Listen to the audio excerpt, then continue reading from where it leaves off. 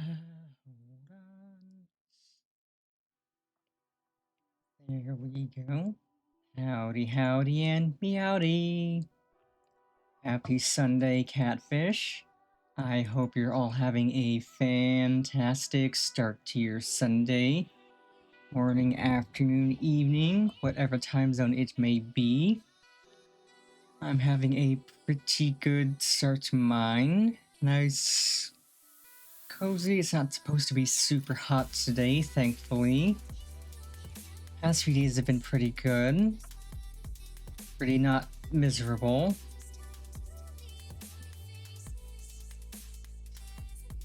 Off stream, I did say I was going to work more on the head pat redeem, and I did improve it slightly.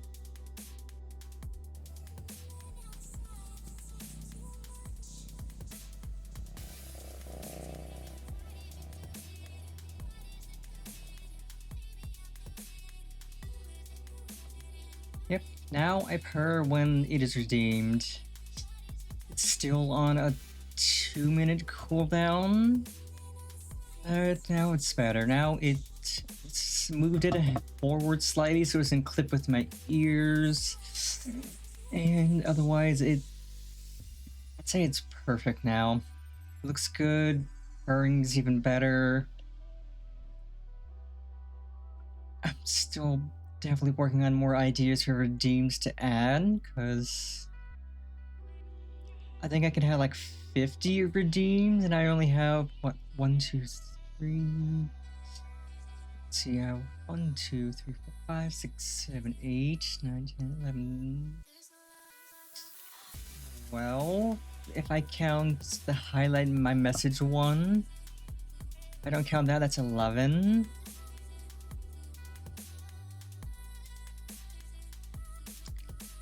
Yeah, like, there's so much I could do with Warudo, so many fun and silly redeems I could add. I just have to decide what I want to add.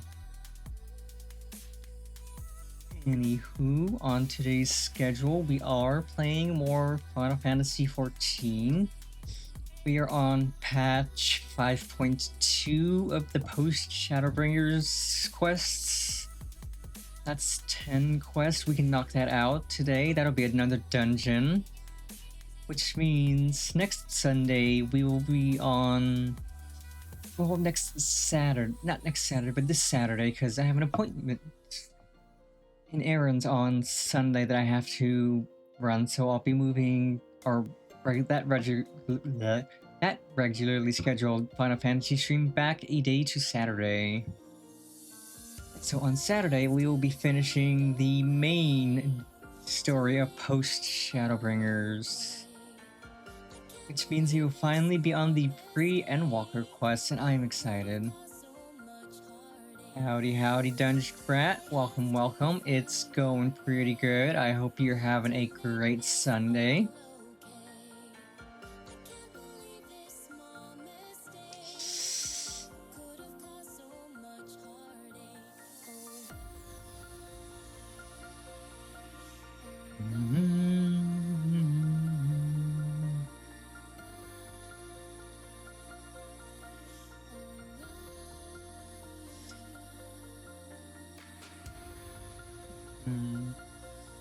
Let us get right on into the gaming fun, because it's gonna be quite a...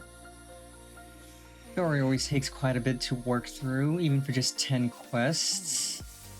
Let's do Bop and Bop. Bop. There we go. And then we boot up the game.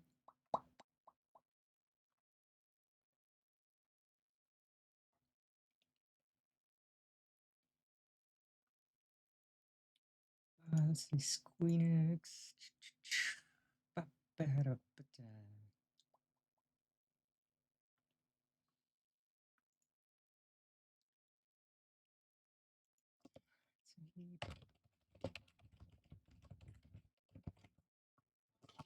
One-time password for optimal protection. Bop, bop, bop, bop.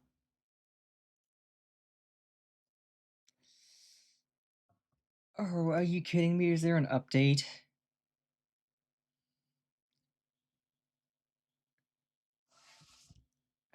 Oh, this had better not be a long update. Probably should have checked ahead of time to see if there was an update. Kinda cringe. But if there is an update, hopefully it doesn't take too long. Probably shouldn't take too long. I've got like 1 gig download speeds. I'll just blaze through.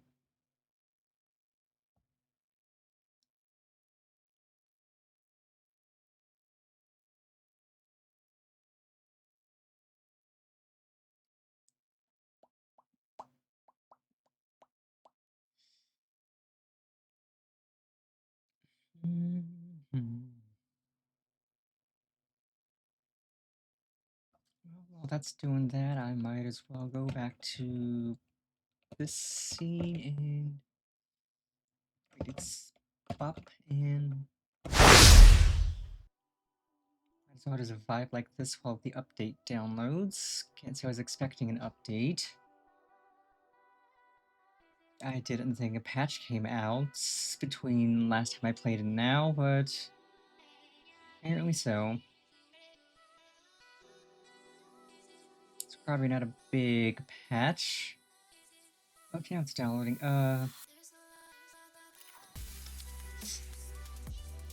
25 megabytes might just be like a hot fix or something. Because I know they tend to push out hot fixes to. Okay, yeah, it immediately finished, so it's just like a hot fix patch or something. Okay, so bop, bop. Close the Word editor, bop, and bop. It's only a 25 megabyte download, so it's definitely got to just be hot fixes or something.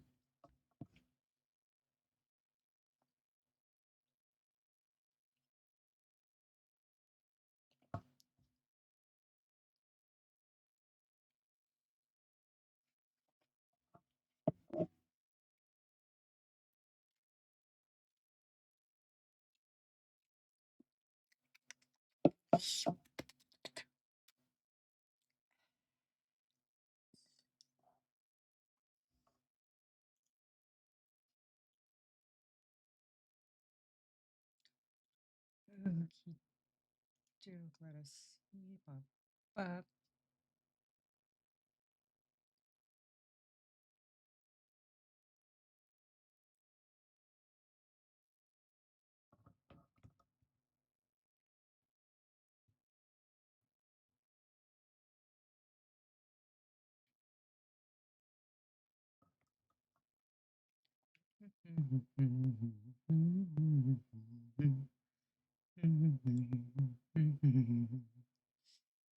God, I have the K-pop Demon Hunters soundtrack stuck in my head. I saw that movie for the first time not yesterday, but a week ago on Saturday, and then I've watched it a bunch more times after that just because it is so good. Like, holy crap, is it a really good movie? Let's see, window to the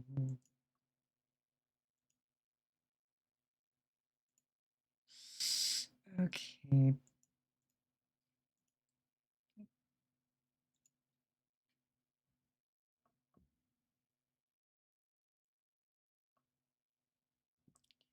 Let's see, pop game capture. Might be worth having a separate dedicated game capture just for Final Fantasy so that it's always ready. I think I might set that up off stream. Back. Start though.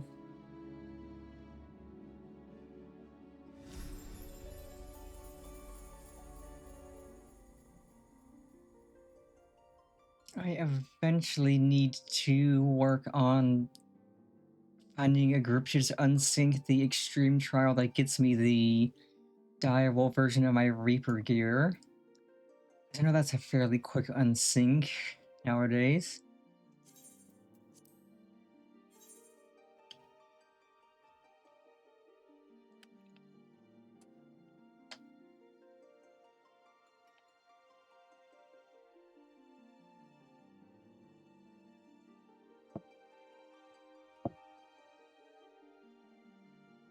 But yeah, this should be good. I know this patch we're on will have a dungeon. And the next Final Fantasy stream will have a dungeon and a trial. And then after that, we'll be on the pre-Endwalker quests. And we could probably knock all of those out in one stream, depending on how long they go. Because I know there's like a dungeon, a solo instance, a lot of stuff, but it's all good stuff. Up, up, up.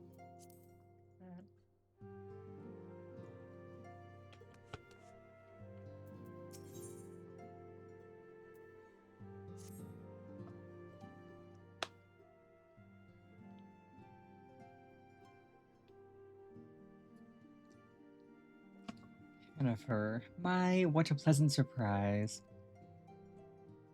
If you've come to inquire after the Archons, fear not. Master Matoya's treatment has proven effective in stabilizing their corporeal ether. We mustn't grow complacent, however. Potent though these magics may be, they are not without limits. We can only hope they afford us enough time for the Crystal Exarch to complete his work. If only we could go with you to the first and help. Pardon the interruption, but I come bearing urgent news. Ooh? Ooh, Maxima, my man. Panifer, it has been far too long, my friend.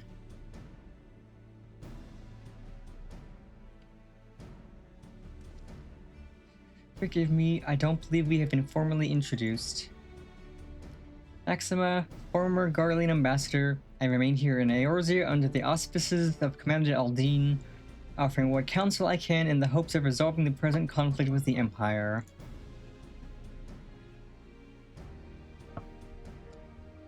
Yes, I've heard stories of a defector from Garlemald, but never mind that. You said you have urgent news? Indeed. As you may have heard, the Imperial capital is in turmoil, and a sizable portion of the Garlean forces have been recalled from the Gimlet Dark. With their numbers so greatly diminished, the main host of the Alliance has withdrawn, leaving the Alamegan resistance to keep watch over the border.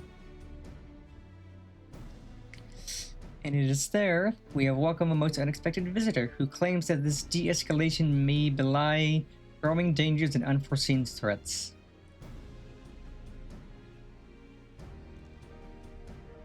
Commander Aldine has arranged for an impromptu meeting to discuss these revelations. He has also requested a representative of the Scions attend as well, but it was clear to whom he wished I extend this invitation. It would seem time is of the essence.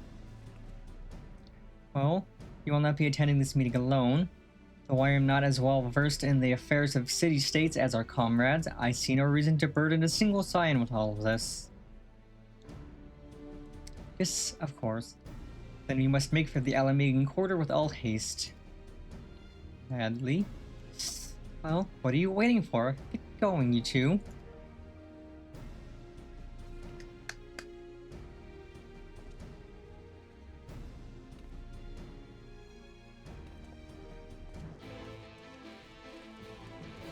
Actually, I think there's 2 dungeons in the pre-Endwalker set. Up. Use a ticket to save mine.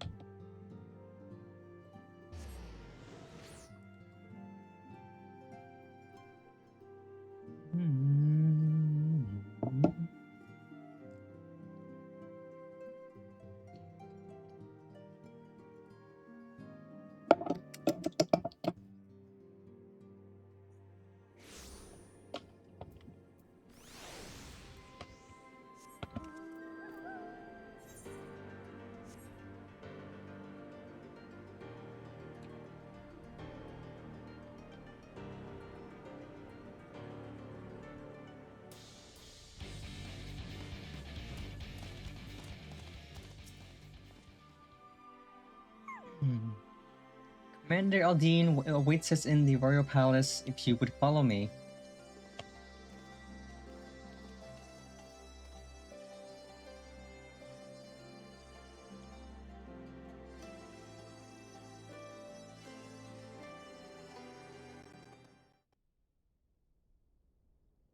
Please let this be a voiced cutscene. Probably is.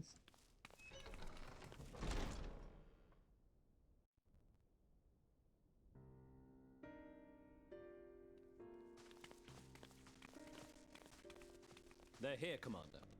Oh, good. Goodly good. And I, for one, am grateful for their help. Told you busy since our paths last crossed in the dark. Not that I understand half of it. When the science spoke of other worlds, I'd struggled to describe what I pictured. Mayhap things would seem clearer were I to hear the tale from your own lips. But I'm afraid the situation will not afford us that luxury. I trust you two require no introduction. We meet again, hero of Eorzea.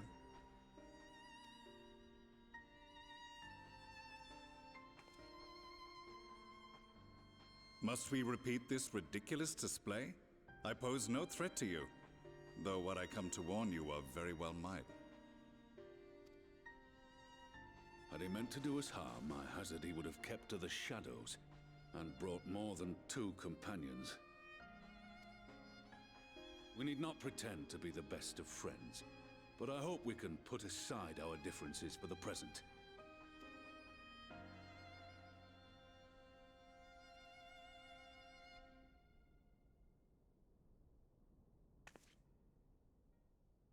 As you are doubtless aware, Sir Estinian and I cooperated to rid the world of Black Rose in your absence. Our journey together took us as far as the Imperial Palace, where we witnessed Emperor Varus meet his death at Xenos' hand.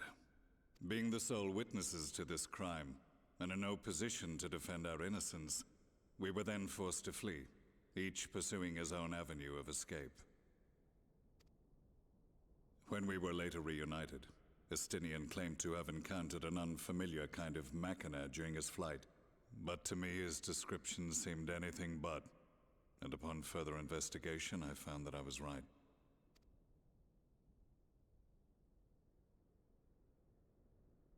The Empire is developing a new Ultima weapon. What, that Oh, elegant boy. monstrosity, created to vanquish primals, with which you yourself once thought to conquer Eorzea? The same. In my foolishness, I sought to harness its power, and became the Ascian's pawn in so doing. But you know as well as I how that tale ended. The weapon itself, excavated from beneath this very city, was destroyed ere we could fully unravel its secrets, and that should have been the end of it. But unlikely as it sounds, the Empire's efforts to recreate it have somehow borne fruit, primarily through secret research conducted by the 7th Imperial Legion, it would seem. Wait, the 7th was all but annihilated at Cartano, along with its legatus. Indeed, few survived. The 7th, as it is now, has little in common with the Legion led by Vandarnus, and its leadership has changed hands several times since. Precisely how this project has continued despite such turmoil, and under whose auspices, remains a mystery. What we do know, however, is that a number of prototypes have been produced, and that one of them is on its way to Eorzea. We attempted to stop it, but it was all we could do to slow its progress, so we resolved instead to bring you warning. And right glad are we that you did, though it soundly dashed our hopes that tensions might ease at last. As it is, we've begun to strengthen our presence in the Gimlet Dark, and are assembling a force to meet the coming threat. A force with you in its vanguard, I hope. Before you say anything, I know full well you have pressing concerns of your own. Your comrades remain in peril, and I would not ask you to forsake them. But the fact remains that you, and you alone, have faced the Ultima weapon, and emerged victorious. We need you. And so, when the time comes, if your comrades can spare you, I bid you lend us your strength. I've assigned an officer to await your word. The Ascian's downfall was to be the work of my remaining days. But it was my hand that kindled these flames, and I cannot allow them to spread any further. I will do what I must to see this mistake consigned to history once and for all. Even if it means begging your aid. The fates will enjoy the irony, even as I endure the ignominy.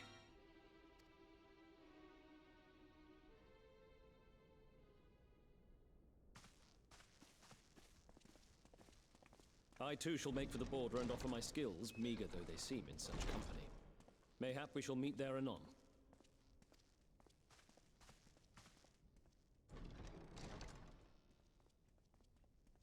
Though we can ill afford to ignore the coming of a new Ultima weapon, our friends' plight grows ever more precarious, and none save you can join them in the first.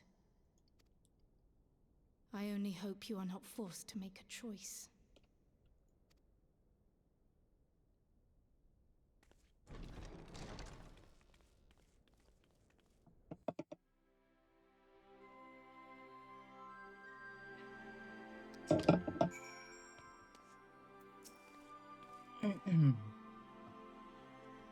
As ever, the way forward is paved with difficult decisions.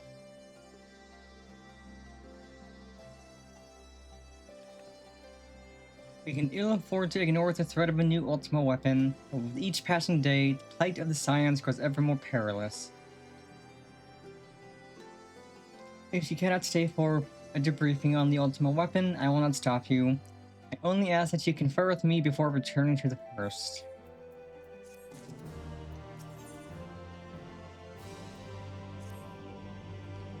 I take it you're ready to return to the first?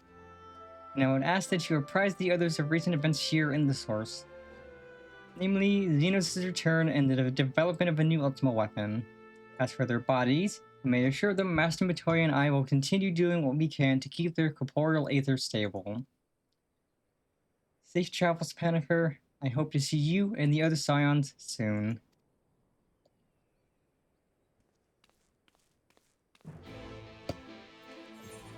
This was a quick quest.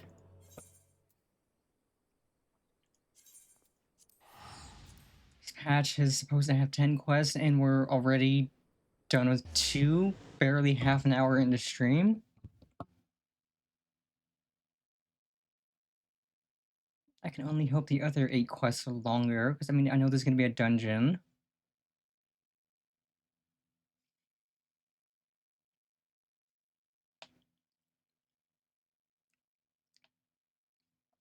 Wasn't quite expecting to be breezing through this so fast.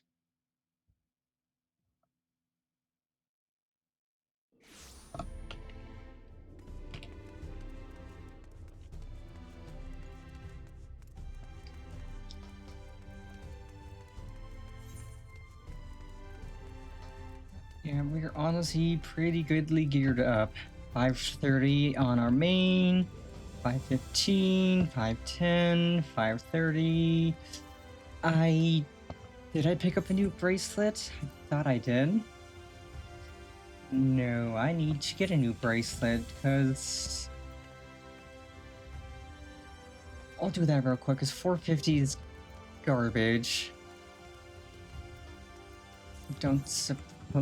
I do have enough poetics to buy a better bracelet. Perfect.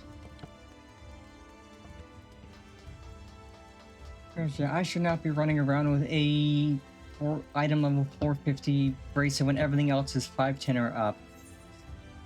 Okay, Crypt Lurker gear. Bracelet. Fire up.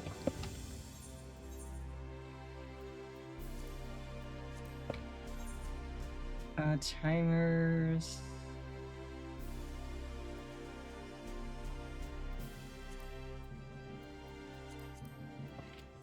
Okay, now we're at item level 523. This is better. This is much better.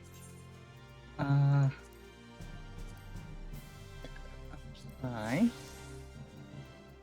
And... yeah, 33,000 health. That's much better.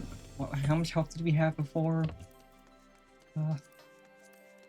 32. So that upped us by about 1,000, which, you know, any health is good health, and we're dealing more damage now.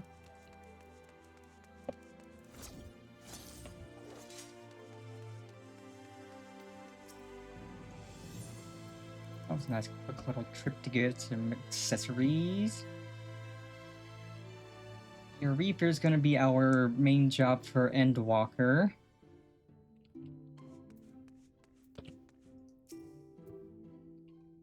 You've come at a most opportune time, my friend. I've made something of a breakthrough in my research on the soul and a means to return the science home. I trust that you two have been making good use of your time. Ill tidings from the source, you say? And I will summon the others that we might all be apprised of the situation.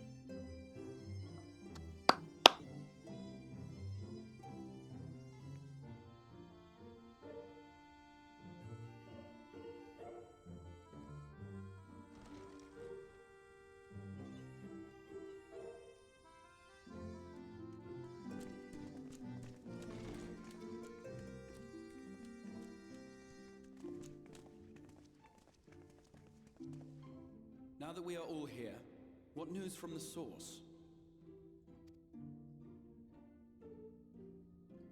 Oh good, this cutscene's also voiced.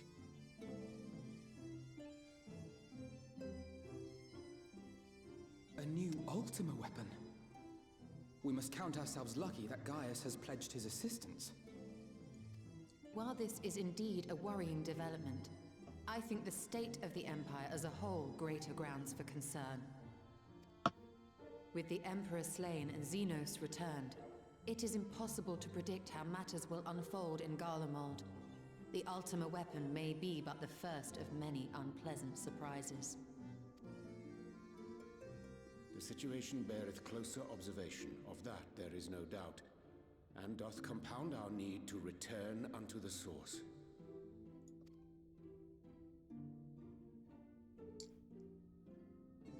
Then let us address that issue. Our long search for a means to see you safely home may well be nearing its conclusion. Thanks in large part to Urianger and Beklug's invaluable insight, we have succeeded in fashioning a vessel for the journey.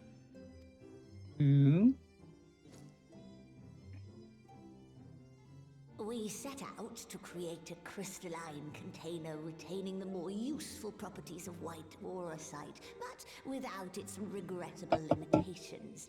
And after a good deal of trial and error, we made one.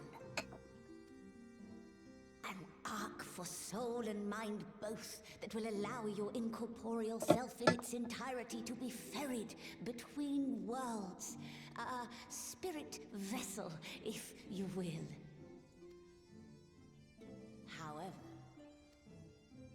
However? Though the vessel is possessed of the requisite qualities to hold mind and memory, it wanteth yet for a means to receive of them. For that, we must needs imbue it with the Exarch's innate gift. A gift that lives on only through the blood of the Allagan Emperors, which certainly does not flow within aurosite or any other crystal. Just so, milady. The blood serveth as a conduit of sorts. In its absence, memory cannot pass from mind unto mind, nor from flesh unto crystal. That being the case, we must either alter the process of inheritance so as to require no such thing, or determine a means by which my blood may permeate the vessel.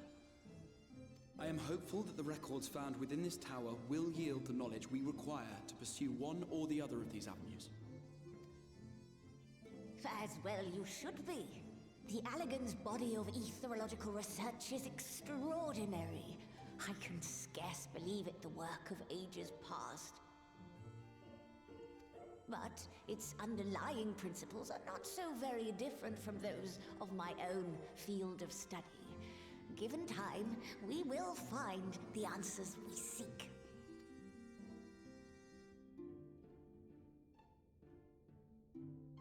I know that you can ill afford to wait, and it pains me that I must ask you to do so.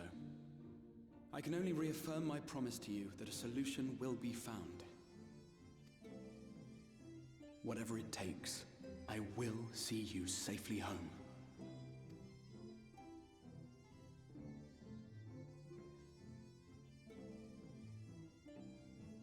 My apologies.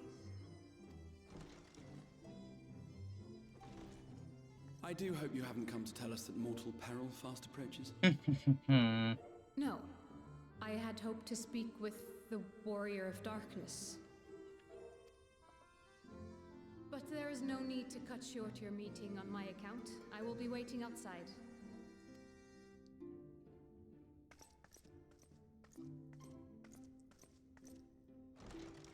Why not speak in here? She knows I don't mind. Unless she didn't want to. Perhaps I might accompany you. Though I am woefully ill-qualified to assist in the Exarch's research, I may yet be of some use to Lena.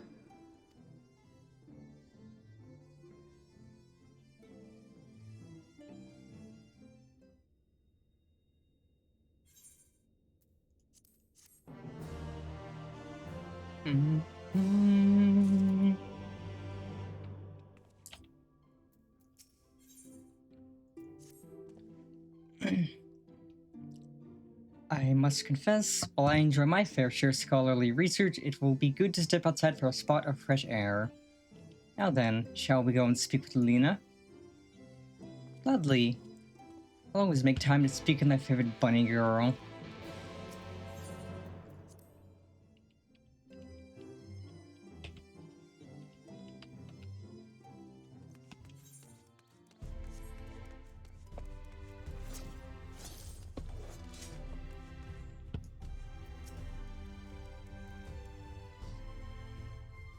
We have little time, so I will be brief. A Sin Eater has been sighted in Lakeland, and I ask for your assistance in slaying it. A Sin Eater? I had heard some few yet remained after the night had returned, but perhaps we should call the others. That will not be necessary. It is only a single Sin Eater, a simple task for our guard, I should think. That said, I believe fighting alongside the Warrior of Darkness would be a valuable experience for them. Peace can lead to complacency, and they gain nothing from an easy victory. But you do not underestimate your foes, however harmless they may seem. My men would do well to learn from your example. I'll fight. I'm down for some fighting. Excellent. Then let us make for foot job. And off we go to foot job. I know it's called a fort job, but I always like to call it a foot job because it's funnier.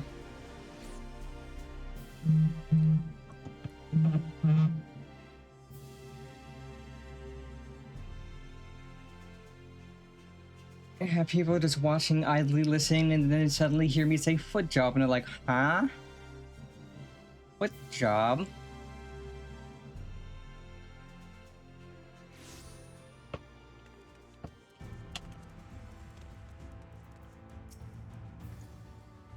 If you would wait here a moment, I will gather the others.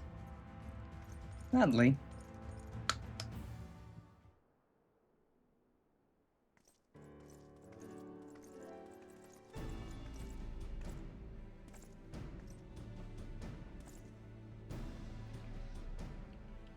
You may not remember, but you have met these soldiers once before, though only in passing. Long have they awaited the opportunity to fight at your side.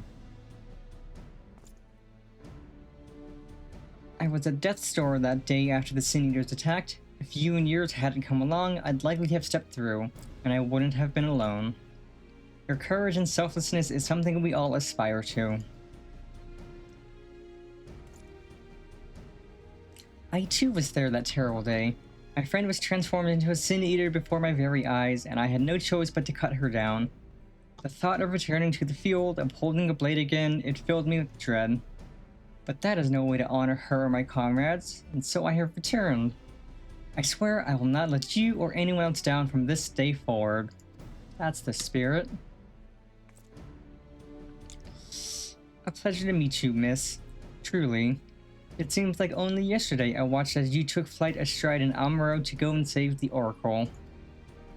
Strange to think that you Moran soldiers we once locked blades with are now on our side, but we will do our utmost to keep the peace here in Lakeland.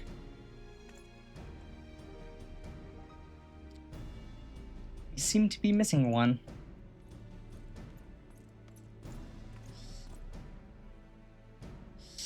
My apologies, Captain Lena. An elderly gentleman asked that I escort him to Clearmelt. It took longer than I anticipated. I'll not begrudge your desire to help those in need, but a soldier must be punctual, especially when we play host to honored guests. It won't happen again. The name's Thaler. I'm sure you don't remember, but we met once before in the infirmary. I think I remember you. Oh yeah, you. I asked you to deliver a message to the Exarch and the Warrior of Darkness. Little did I know I was already talking to her. Don't give up. Don't give in. I keep those words close to my heart, and the boundless, beautiful skies above serve as a reminder of their importance.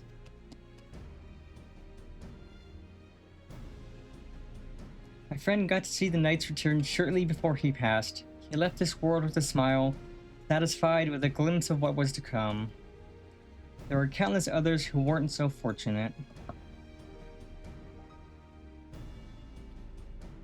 They gave their lives for the promise of a future they'll never know.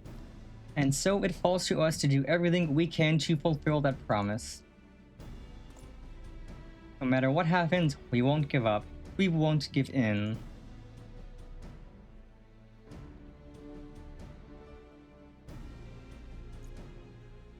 Your heroism has inspired all of our guardsmen in much the same manner. Our scouts at the northern staging point have not had the pleasure of meeting you in person. Let us not keep them waiting.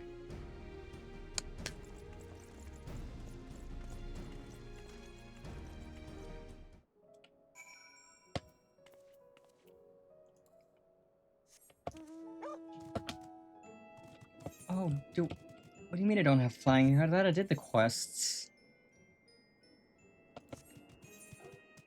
Oh right, there's a quest in the Crystarium I had to do. Whoops. I also have one in Calusia. I still need to do Ilmeg, but at least I have most of the others done. I don't think I'm gonna be sent back to the Tempest, so I can worry about that later. Okay, it's not that far. Just walk to the motorcycle.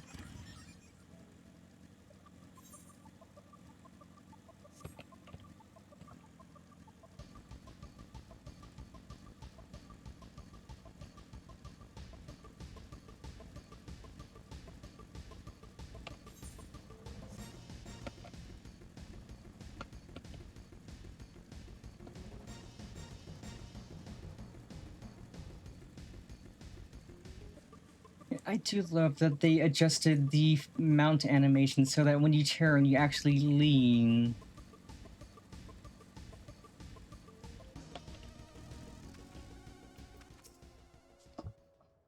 Oh, that Sin Eater looks like it's dead.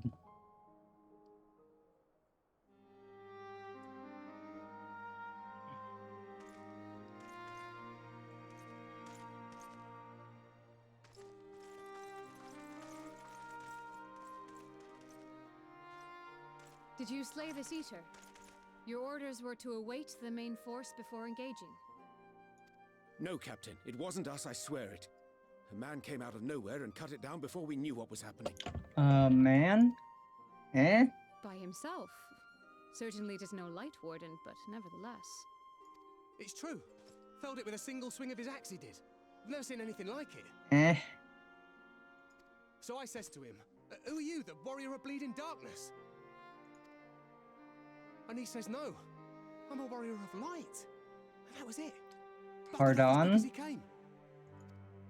Eh. A warrior of light? Why would someone go around calling himself that, though? It was those bastards who caused the flood. I mean, if you were going to pretend to be anyone, it'd be her. The warrior of darkness. Oh, I didn't know. It's an honor. God, you're gonna make me blush. Stop fussing over me. It doesn't matter that I'm the warrior of darkness.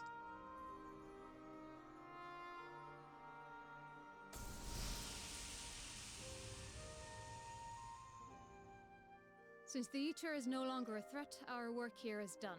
Return to your posts. And I was looking forward to some fighting. Kinda cringe. I had hoped to fight at your side today.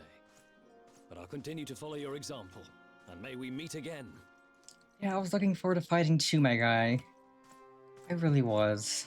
I apologize for the wasted journey. It seems I overestimated the threat. As for this warrior of light, I do not know who would be brazen enough to take that mantle for his own. Whatever it may once have meant, it is forever tainted by the association with the Flood. The Exarch told me the truth of Ardbert and his comrades' deeds, and I am aware they played some part in your own triumph. But to most, they are synonymous with the calamity that befell this world. Still, if this man is minded to destroy Sin Eaters, I may forgive him his unfortunate choice of alias. But that is neither here nor there. I thank you for accompanying me. With that concluded, shall we return to the Crystarium? There is a proposal I should like to make.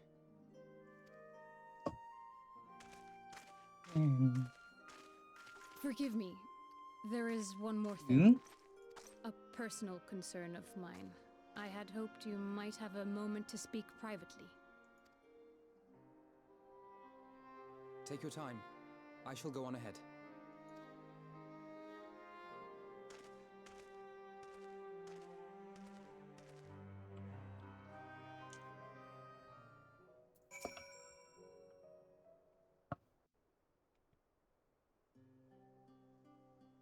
I will not mince words. This matter concerns the Exarch. Though his countenance belies his age, his demeanor never has. He has seen more than any man should and grown ever more weary with time. But I see I give the wrong impression. While it is true he attempted to open a letter with a salmon fillet the other evening, we are not here because I suspect his mind is deteriorating. Nor do I believe him to be so maddeningly unconcerned by the prospect of his own death as he once was. Indeed, the opposite is true.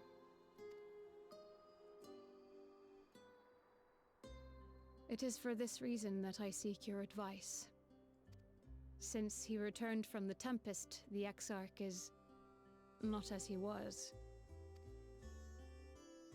He seems a different man, a younger man. I know not the details of his research, but when I saw him at work recently, there was a glint in his eye that I had never seen before. He looked happy. It was as if he had peered into the future and for the first time found joy there. Though it gladdens me to see him thus, I wonder if I should not keep my distance. I fear that my presence will only anchor him to the past, remind him of all the pain that came before.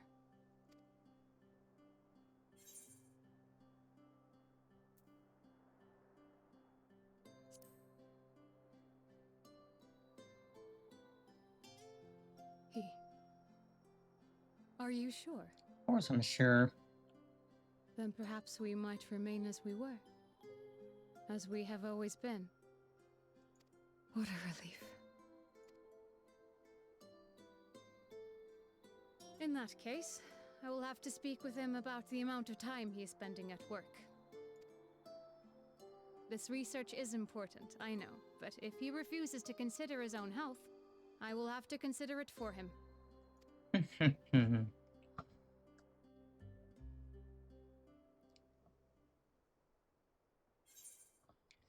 Man, it hasn't even been an hour and we're already a third done. If we finish 5.2 in under 3 hours, we're gonna do 5.3 today as well. If we could finish all of the last 7 5.2 quests in under 3 hours total, we will do 5.3 as well. I'll gladly knock that out as well. I will not keep you. You and your comrades have much to discuss. I will see the others back to their posts.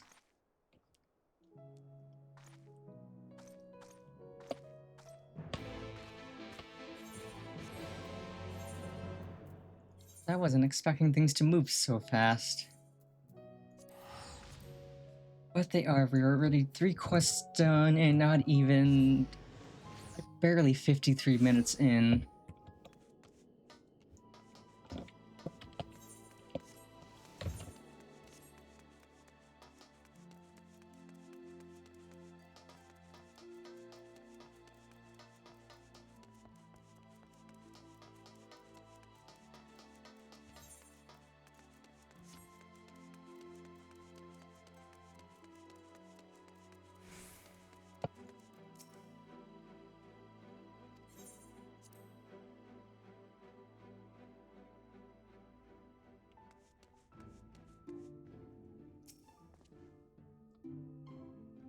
The others were quite shocked to hear of what we found in Lakeland.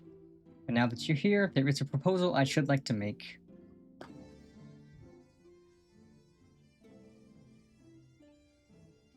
I've been spending a great deal of time in the Cabinet of Curiosity, and of late I have noted more and more people perusing books on history, the years leading up to the Flood in particular. I suspect they wish to know more about the Warriors of Light, as well they should, but nearly everything I've come across describes them as Sin Eaters or worse. Regardless of whether or not this Warrior of Light is who they claim to be, I worry that their sudden appearance, in conjunction with its renewed interest in their predecessors, may lead to growing unrest and fear. If the people of the Crystarium seek the truth, I say we give it to them. I too can attest to the falsehoods found within full many of the Cabinet's tomes, nary a mention of the noble deeds of Ardbert and his comrades. To be fair, they bear some responsibility for the Flood, but when the tale is told again and again over the course of a century, I am not surprised to see their roles distorted and them painted as villains. Were it not for the rugged sword within the Crystal Tower, I would have had no reason to question the narrative. Unfortunately, that knowledge was of no use, for when I arrived here in the first, the reputation had already been irreparably tarnished. That said, there still remained those who worked tirelessly to defend their good name in those early days following the Flood. Considering all the good they had done, I find it a wonder they needed defending at all. They brought to justice the man who misused my knowledge to bring about the fall of Vobert. That such heroes could be spoken of in the same breath as Sin Eaters is absurd. Under normal circumstances, I would agree, but as time passed, those who knew firsthand of their deeds dwindled. In the end, only one truth remained, that they were the cause of the Flood. With the world on the brink of oblivion, it was all too easy for the Warriors of Light to become villains, deserving only of resentment and hate. At that point, the truth mattered little. It would not change their lot. Thanks to all of you, however, their lot has changed, and now they may heed the long-forgotten truth. You claimed it was Ardbert who helped you overcome Emet-Selch, correct? Such a revelation would do well to sway the hearts of those who know him only as a villain. I have shared this with a select few, but one and all must be told of his sacrifice. To that end, I say we proceed with Alphino's plan. We call together the people of the Crystarium and recount to them the true tale of the Warriors of Light and the Flood that followed in their wake.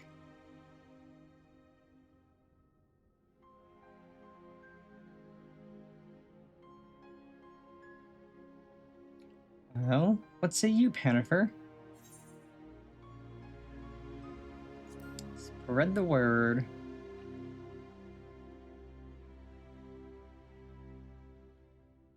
Then we're all of one mind on the matter. Good. Exarch, might I ask you to continue working with Becklug on our means of returning home? The rest of us will see together the people of the Crystarium and the Exedra. We have to reach out to anyone and everyone who might be willing to lend an ear. With any luck, word will spread and more will accompany them.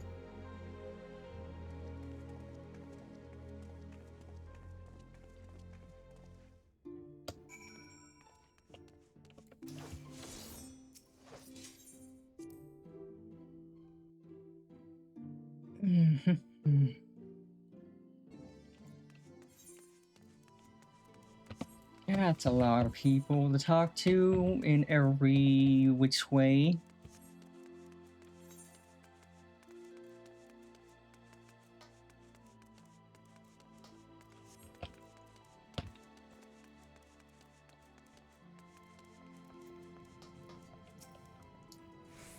Hennifer, my, what a wonderful surprise. Though I hope your being here doesn't mean someone's been hurt.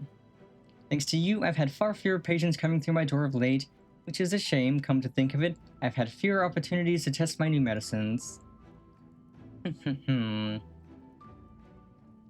Hee, I jest, of course. It's actually been quite pleasant to have a few moments to myself now and again. The truth about the Warriors of Light? But the Exarch has already spoken with me about them. Well, if there's more to the tale, I'd very much like to hear it. Also, I am glad now that when you pop sprint, you get jog. Sprint ends and you still get to move faster than normal. It's so nice. So that you could just keep a, softer sprint speed. It's far easier to get around.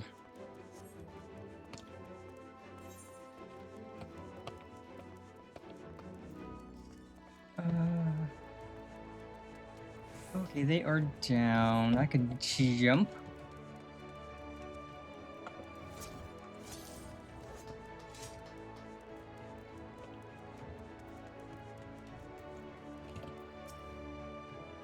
Well, what a coincidence.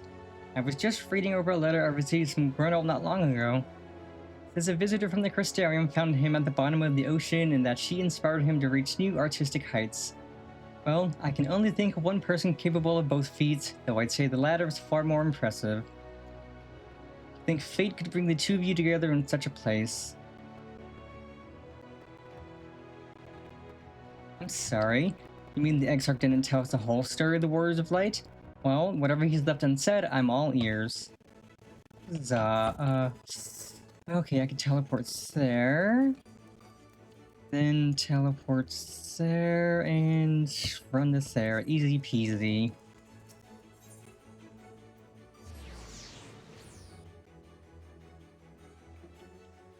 I should have everyone talked to by the time ad break finishes. Also means I'll have a chance to grab another drink and stretch a little.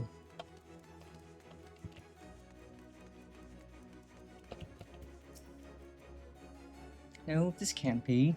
Surely there is at least one book here that does not cast the Warriors' light and their deeds in such a negative light.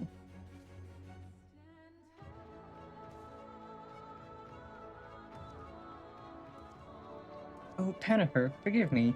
Cabinet of Curiosity has been bustling with visitors of late, but I fear our repository lacks for the knowledge they seek. People wish to know the truth of the flood of the Warriors of Light. I have searched high and low, but alas, every account portrays them as no better than sin-eaters, abominations worthy only of scorn and resentment. I know they were not always judged so harshly, yet I can find no proof, and I dare call myself a librarian. You would address the people and tell them the truth of the Warriors of Light? Of the Flood? Oh, wonderful. You have regaled me with the tale once before, but I should love to hear it again. Oh, and you may be assured I will not come alone. Hooray. Trying to teach people.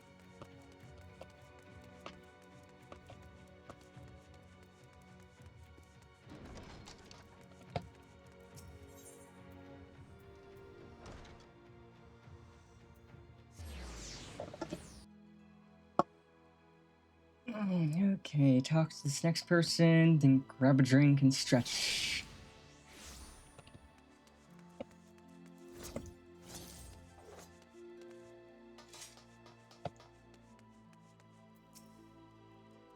Come to browse wares on the market, have you? Well, I can guarantee you'll have no trouble finding what you need, whatever it may be. Under Yulmore's new leadership, trade has never been more prosperous. Word is that fellow from Daedalus Stoneworks has taken over as mayor. Did he really? Little wonder business is booming the way it is. I imagine it won't be long before all the Norgran reaps the benefits. You've not come to talk about the market. Something on your mind? I see. The Exarch did mention they had something to do with your returning the night to Norgran. Alright, consider my interest piqued.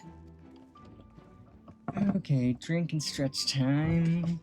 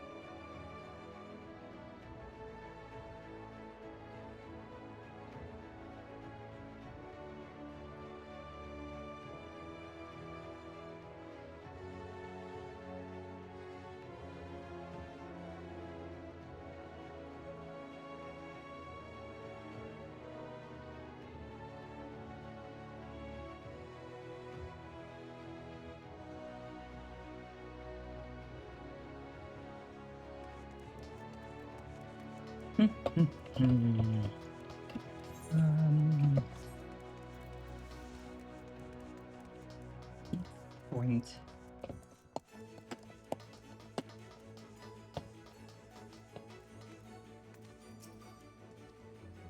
Well, to what do I owe the pleasure? Whatever it is, I must ask you be brief. With the net return, visitors have been flocking to the Crystarium, and I find myself too busy by half. I don't mind it, though. Seeing the stairs so full of life and excitement, one can almost forget the flood ever happened.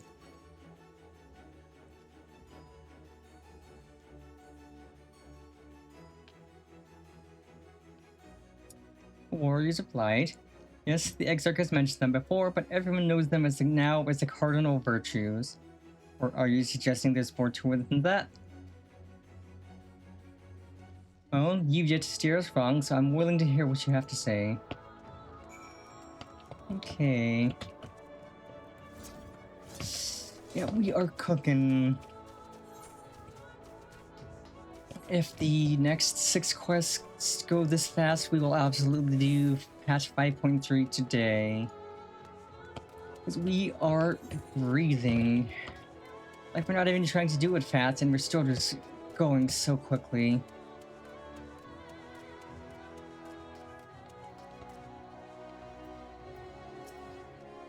There you are. Between the 4 of us, I dare say we've swept the Crystarium from top to bottom. Now we need but wait for the people to gather.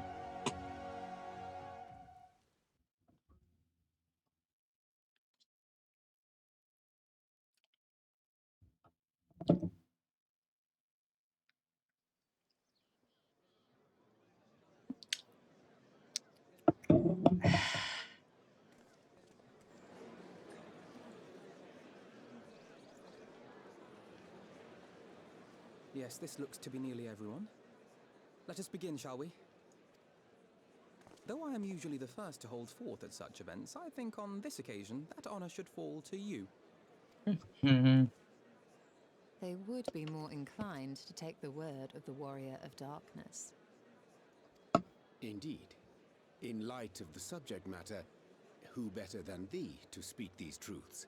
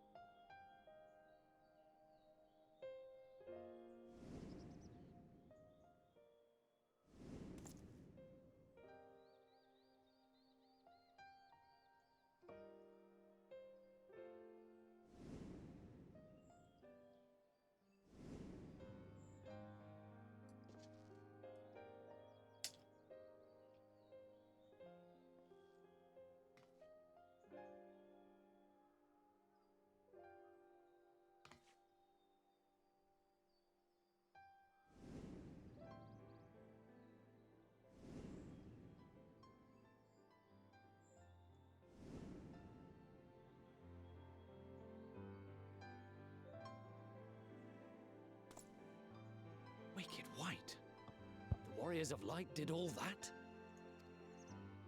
Mm-hmm. So they never... I mean, they only ever wanted to help. And when everything they'd done turned to ash, they still carried on. They gave everything to stop the flood. First their lives, then their souls. And they managed it too, in the end. They saved us. And we cursed their names.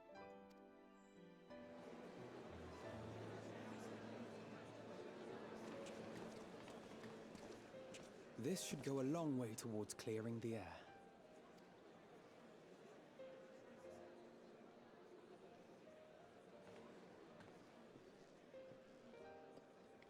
Eh.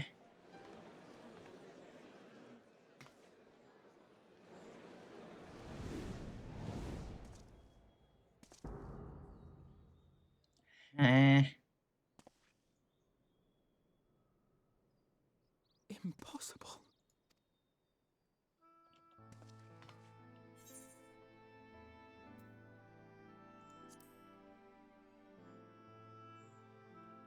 I definitely see something. You don't think it's a ghost, do you? Nay, yonder standeth no bloodless apparition, but a warrior of light and darkness both. Ardbert. What in the world?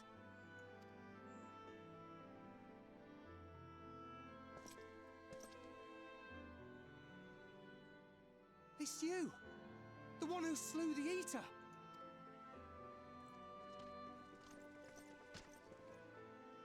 That it should be the warrior of darkness who brought the truth to light.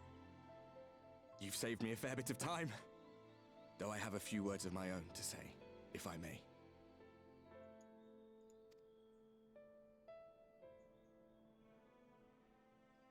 People of the Crystarium, I am Ardbert, one of those you know as a warrior of light. That's impossible. You should be dead. Yeah, you should be. Aye, that I should. But as the world has been given new life, so too have I. I know not why I, and I alone, have been gifted this chance. But I do know this. Only by the will of the star itself could such a miracle come to pass.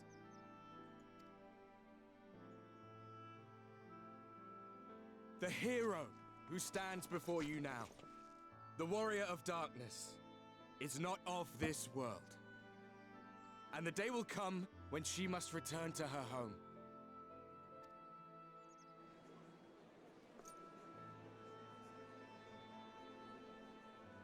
But this land is our home.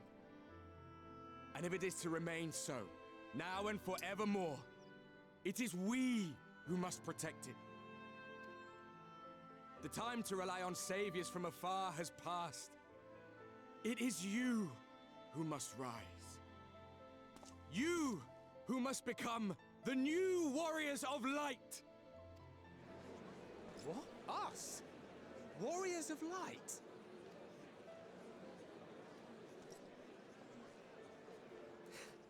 None of us were born heroes, my friend. I was only ever a man with a thirst for adventure. But wherever my journeys took me, I was invariably confronted with the same choice.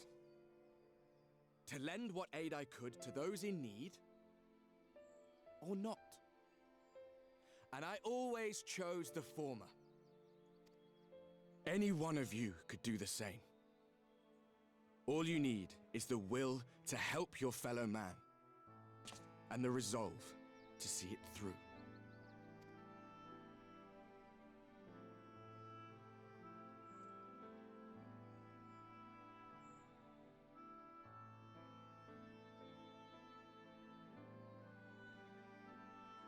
From thine own lips did we learn of Ardbert's fate, and by thy countenance I gather thou art not inclined to recant thy testimony.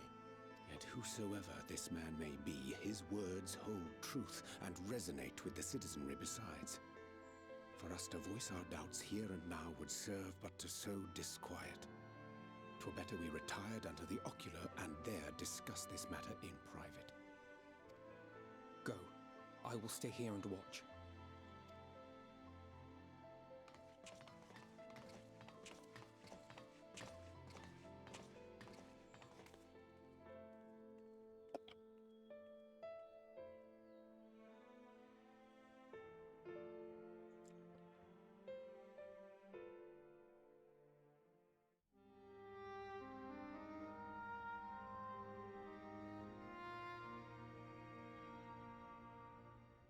So, that is a warrior of light of the first.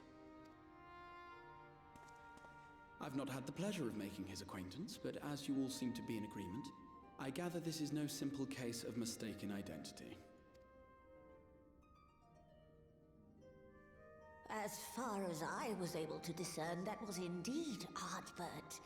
It has been a long time, but not that long. Could he truly have been resurrected as he claims?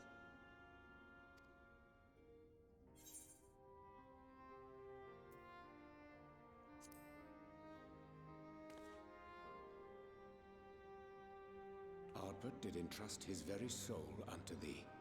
I see no reason to question thy judgment. Nor I. To my eyes, your ether burns as brightly as the day you slew Emmett Selk. That is proof that he is with you still. Yet that which standeth now before the people is far more than a passing imitation. I am reminded of the cardinal virtues, though a sin-eater he is not. Which leaveth but one plausible explanation. That he is an Ascian.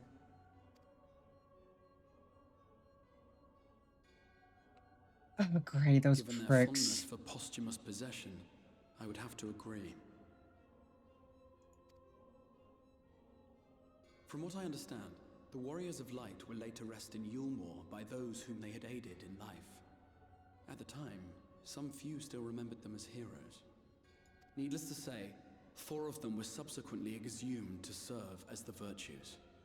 And if one knew where to look, Ardbert too would not have been difficult to find. Assuming then that this is indeed the work of an Ascian, my mind inevitably turns to the last remaining paragon to survive the Sundering.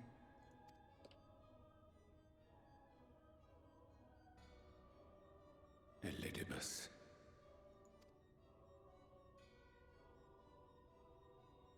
That Xenos hath reclaimed his own flesh is known. Thus evicted from his borrowed form, and cognizant no doubt of Emmett Selk's failure here in the first, 'tis quite possible the emissary chose Ardbert for his next vessel. Inhabiting the flesh of the fallen. Why, that is unsavory. And they do this often, you say? Far too often. Verily, for they possess no corporeal forms of their own. In what one may term their natural state, none save those gifted with the echo can perceive them. Indeed, when Elidibus intruded upon the waking sands, his presence did go unmarked by all save Minfilia and the Warrior of Light. On that occasion, I myself remained ignorant of his coming until after his departure. It was only at a later juncture, when he deigned to appear before me in borrowed flesh, that I was finally able to take the measure of him. In such puppetry do the Ascians engage when they seek to influence the course of history. And they have gained much by it. Emmett Selk single-handedly built the Garlean Empire in this manner, while La Hebrea came close to conquering Eorzea, having taken possession of Thancred's living body. Yet it must needs be noted that the Ascians cannot avail themselves of all mortal vessels.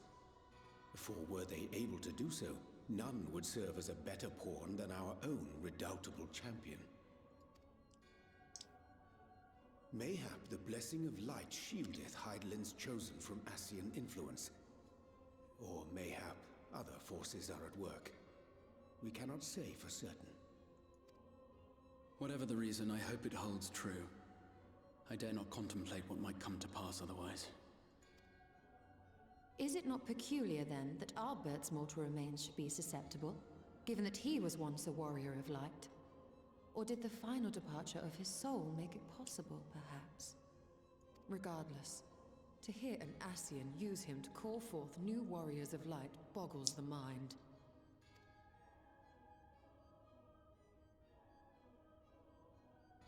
Elidibus hath ever been an enigma, his ostensible purpose being to preserve the balance between light and dark. When he made overtures towards me, however, I was afforded a glimpse behind the mask of the self-appointed emissary.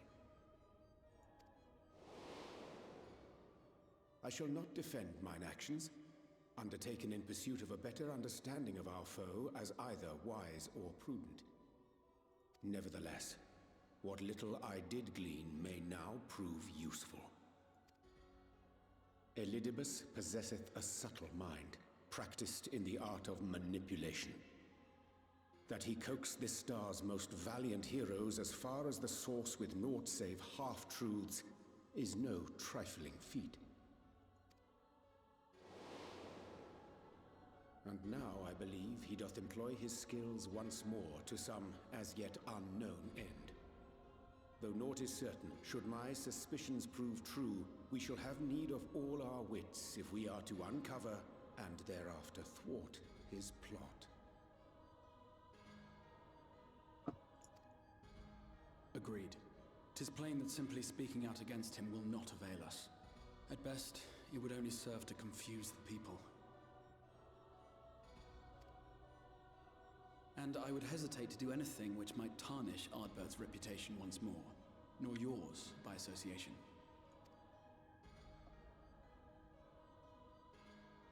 That being the case, it may be wise to keep a covert eye on this Ardbert's movements, as we attempt to discern his purpose and how best to mitigate his influence.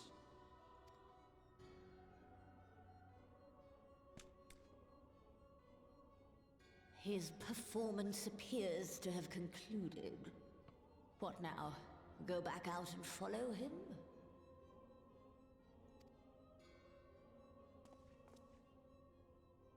Twould appear Master Alphino already hath pursuit in mind, and I suspect one pair of eyes shall better serve our cause than half a dozen.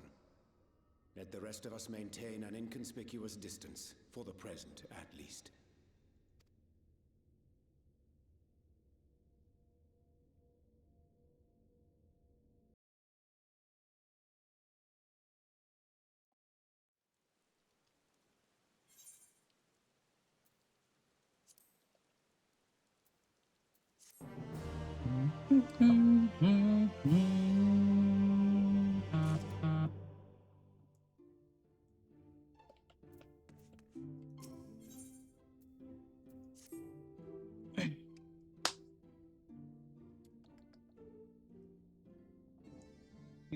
You did well to dispel the falsehoods surrounding the Warriors of Light and their actions prior to the Flood.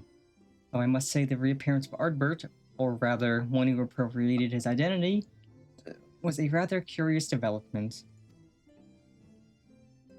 He is an impostor, of that there is no doubt, but to the masses he will appear as a hero returned from the grave. After the Warriors of Light were laid to rest in Yulmore, the people prayed fervently for the gods to deliver them from their plight.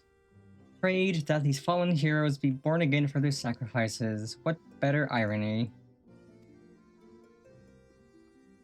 I, for one, would like to know why Ardbert urged the people to become warriors of light themselves. Ere we take action, we must needs ascertain his intent. Let us pray that Master Alphino returneth soon with that most essential knowledge. For now, I think it best to reprise Thancred and Marine of our efforts. When we do confront Ardbert, we shall no doubt have need of their strength. Agreed. I think it prudent we all take measures to prepare for what's to come. Recklug and I will continue our research into how we might improve the spirit vessel that it might one day carry you home.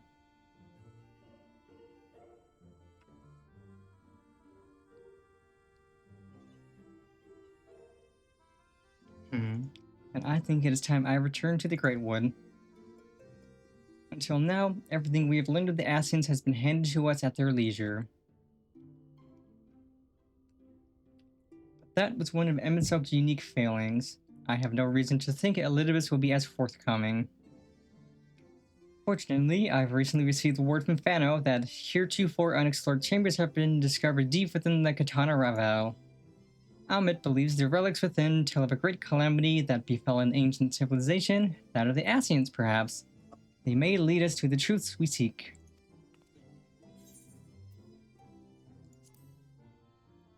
Company, perhaps? I wouldn't dream of going without you. When you are ready, make for Fano. Almit and her sisters will be expecting us.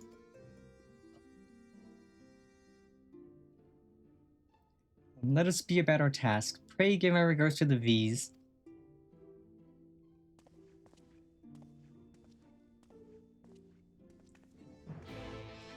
Ba, ba, ba, ba, ba.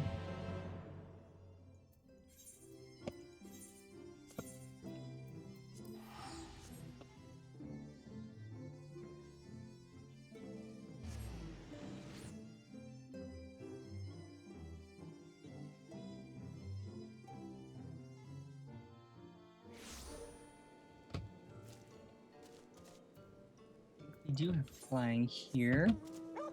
Yeah, we do.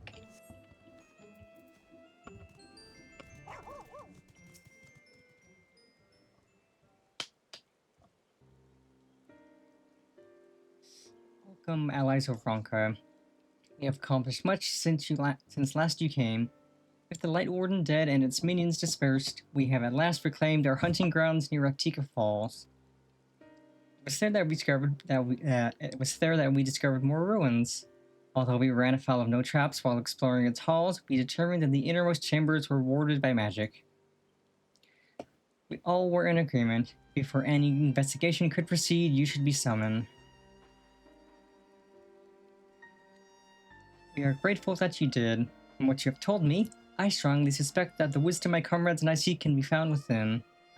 This wisdom could prove invaluable, for we may soon face a foe whose great asset is our ignorance. I see. Then it is good that you have come. For Ronka was once home to the greatest of weapons, knowledge and understanding. And it is our duty to ensure you and yours do not want for either. That said, we must proceed with caution. To have reached the inner chambers unmolested suggests a more formidable deterrent yet lies within. Come now. Surely any threats sleeping within the rooms pale in comparison to those we have faced thus far. This is not a game, sister. You should not be so eager to run headlong into danger. Oh? And who was it pining for the return of our allies that we might venture into the ruins, clutching her staff at night, wishing it were? You promised not to tell. Then I suggest we be going. Get back here.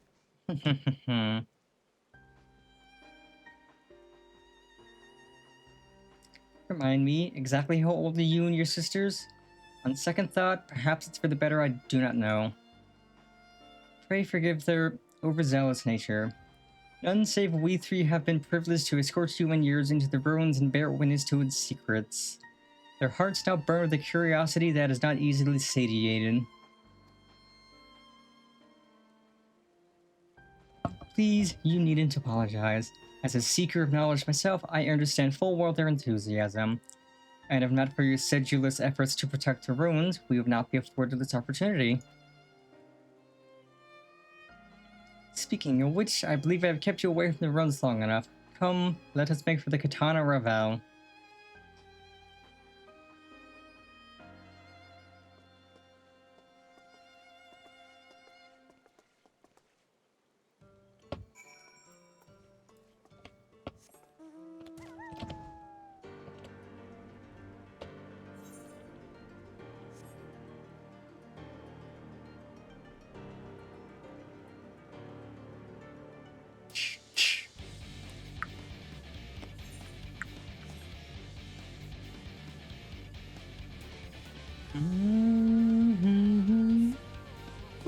solo instance. Let's go, baby. We could do something fun. It is most strange for these halls to be left unguarded.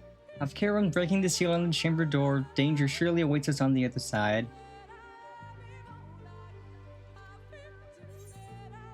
And big cutscenes. Down. Lahi.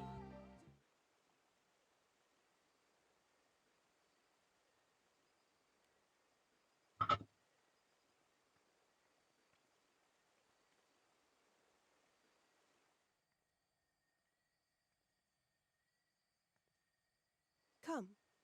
Our new discoveries are to be found this way.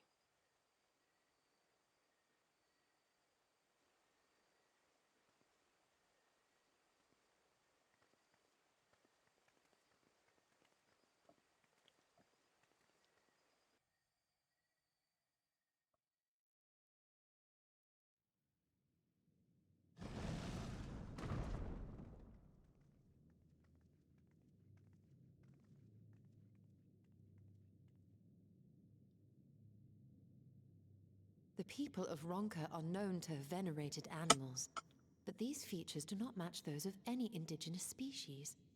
This is no common beast. Though that much is plain from its proportions. Lifelike, is it not?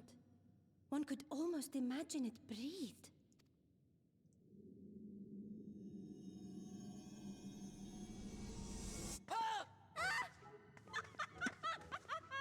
Why you... Ugh.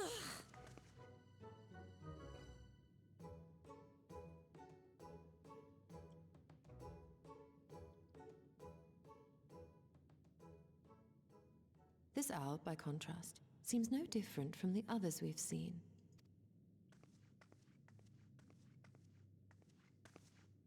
The sealed door lies ahead.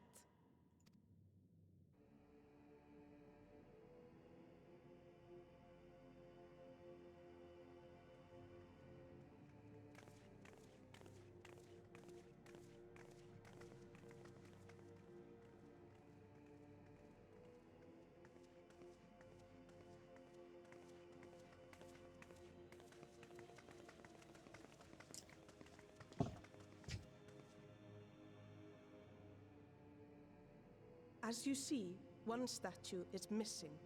I expect we are meant to replace it as before.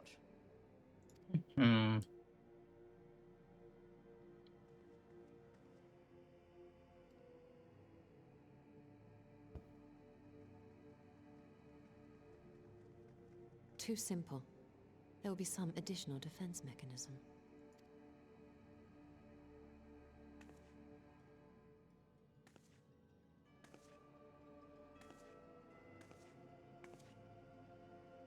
Just a moment. There are words carved into the stone.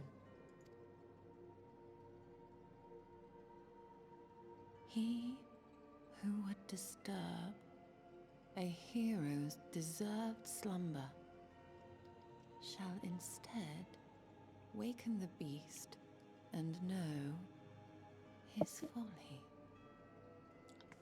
Wait! Don't!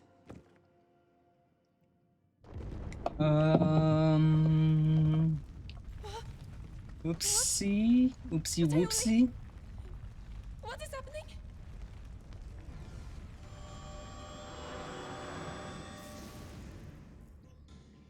Oh, no, no. What in the devil are you? Why am I not surprised? Prepare yourselves.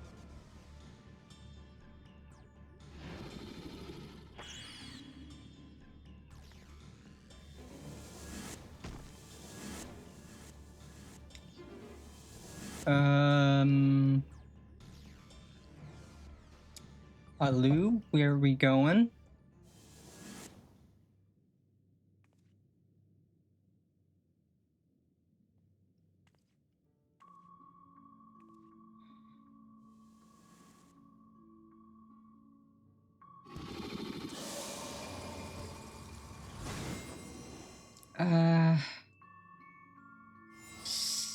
Oh hey, are these the new Magic the Gathering trading cards?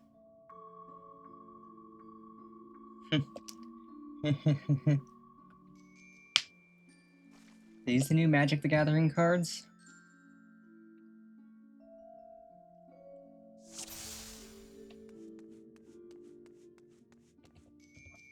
You trespass mortal upon sacred ground, and retribution for souls have I bound.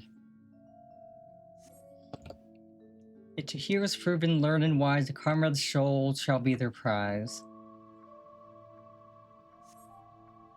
If you would see they're set free, answer me these riddles 3. Oh boy, riddles. Death of Povkin do I vie, though sought apart, betterment of the whole do our efforts descry. What am I? I'm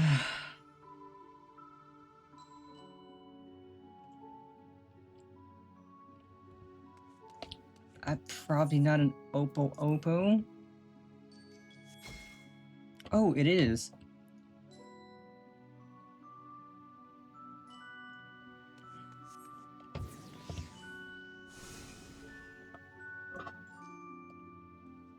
With fearsome fang I travel with pack, together we find harmony, and thus for peace our land does not lack. What am I?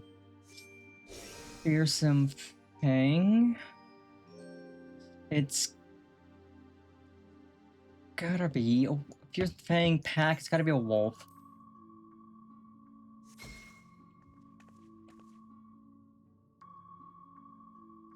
Yeah, at this point everything is in fact a magic card.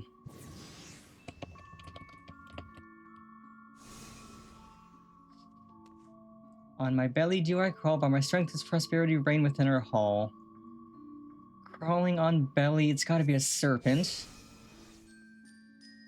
Is there a serpent? Serpent? Because opals and wolves don't crawl on their bellies. Indeed, the dread serpent turned protector, lured to slumber, blah blah blah blah blah blah. Then... Okay, so you're going to keep Cat Mom? That's cringe.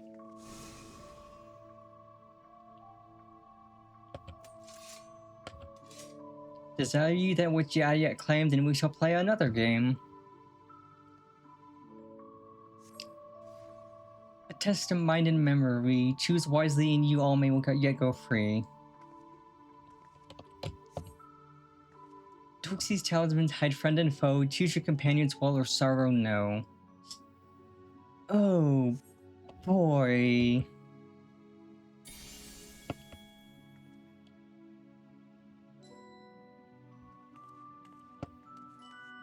I sure do not like memory.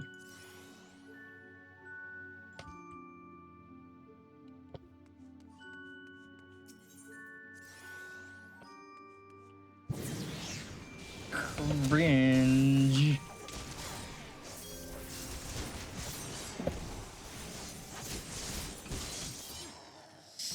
Oh, you went down fast.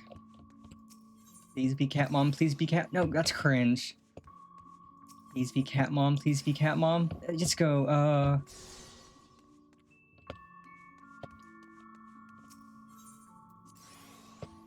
Eeny, meeny, miny, mo, catch a tiger by its toe. If it hollers, let it go. Blah, blah, blah, blah. And you are not it.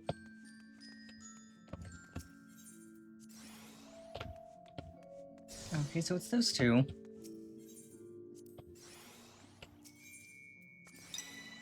Hooray!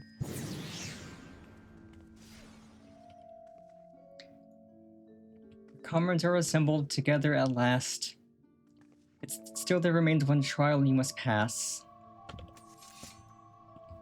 If you were gleaned the knowledge enshrined in this earth, I would first take the measure of your worth.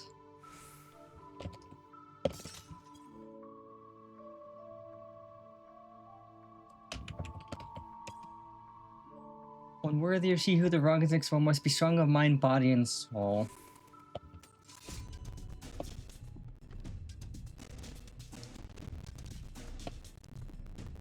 Alright, let's do this.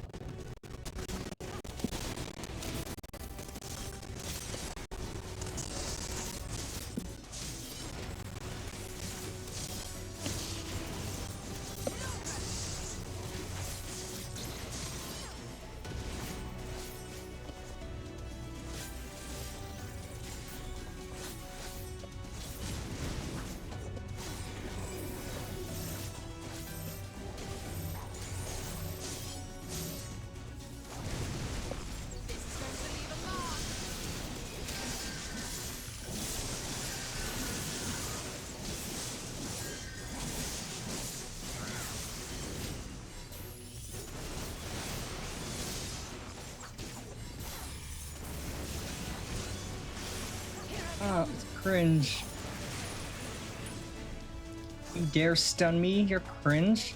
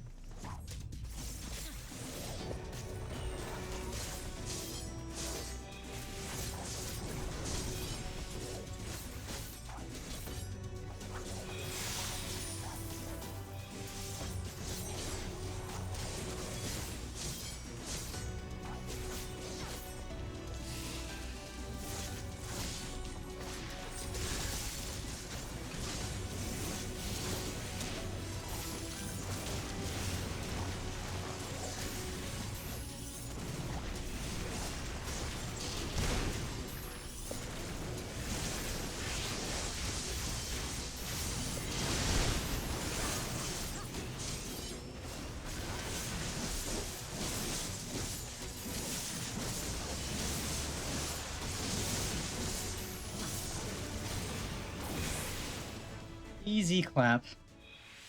Easy money.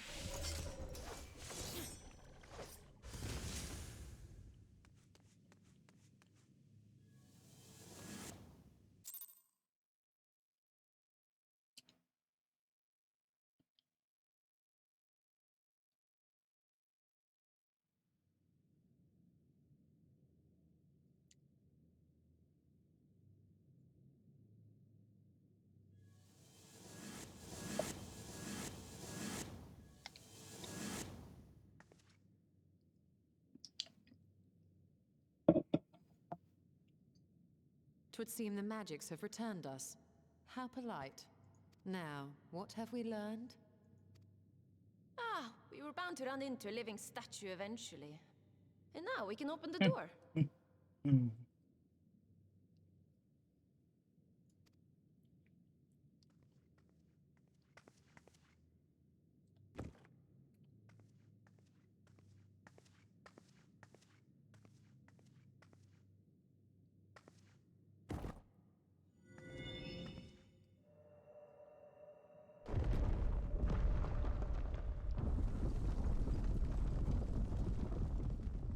He who would disturb a hero's deserved slumber.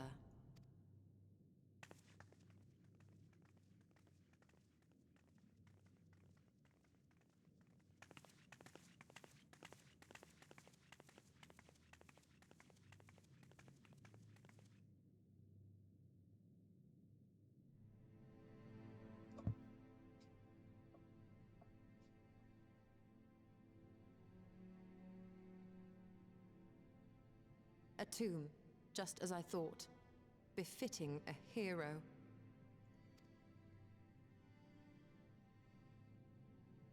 She is Vis. Could it be the Archmage Tiuna?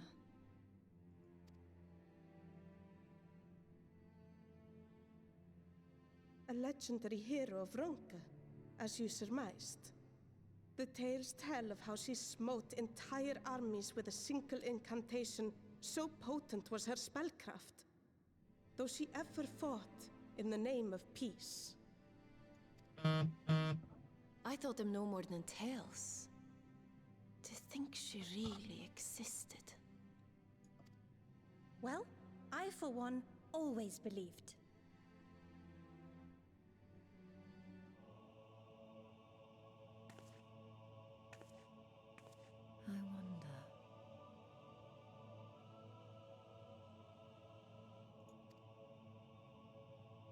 By the light of fallen stars, great power awakens.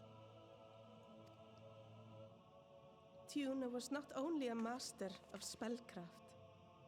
It is said she could see truths long lost and hear the voices of men's hearts.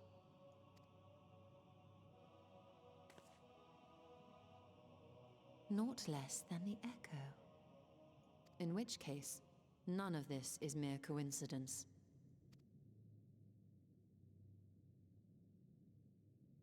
A shower of stars setting the sky aflame.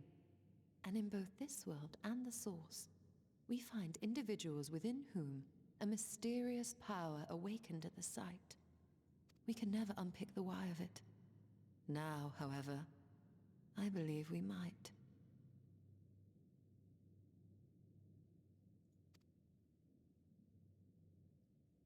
Does the scene depicted here not resemble the one we saw when we first ventured into the Katana Ravel?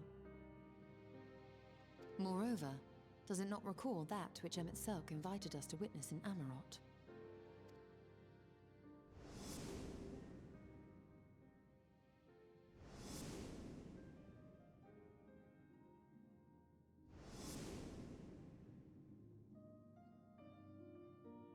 The final days.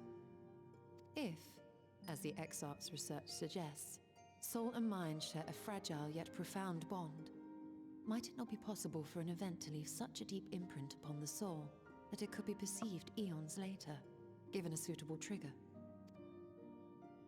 The echo defies explanation by conventional etherological theory, or shall we say modern etherological theory. But if it is a power that once belonged to the ancients, to souls yet undivided,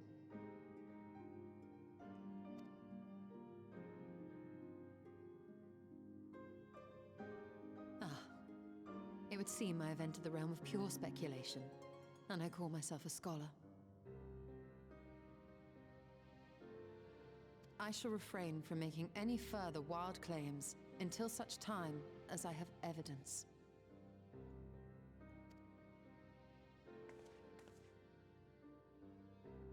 Still, I cannot choose but be reminded of our experience in Amarot.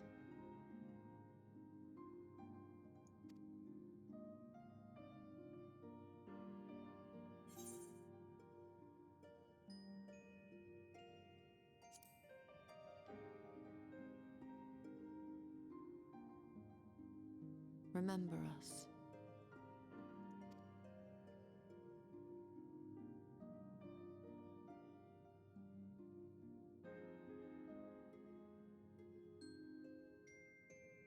History is learned, not lived. We have always protected the tales of Ronka, just as we have protected this place. But we are mindful of what our mothers taught us. We see the past through our own eyes, and speak of it with our own words. Thus do we come to understand it in our own way. But this is not the same as remembering. Your mothers were wise.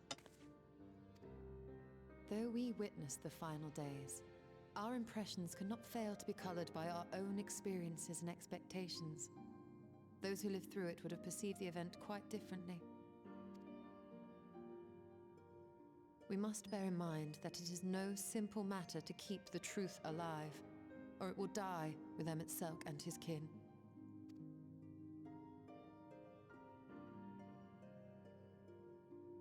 But we have disturbed Tuna long enough. Fana will serve similarly well as a venue for our contemplations.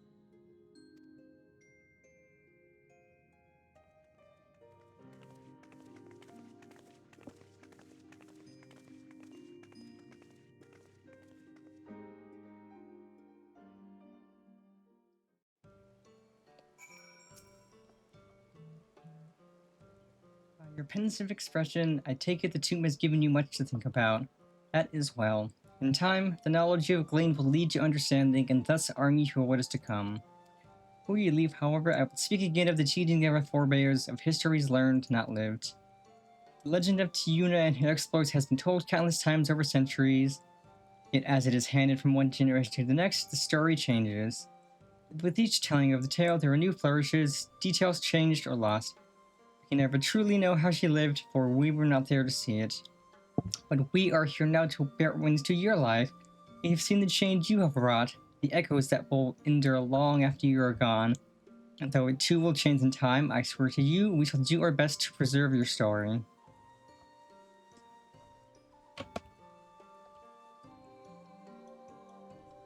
I hope you'll forgive me if I don't make an oath of my own, but I think it goes without saying we could never misspeak of your heroism.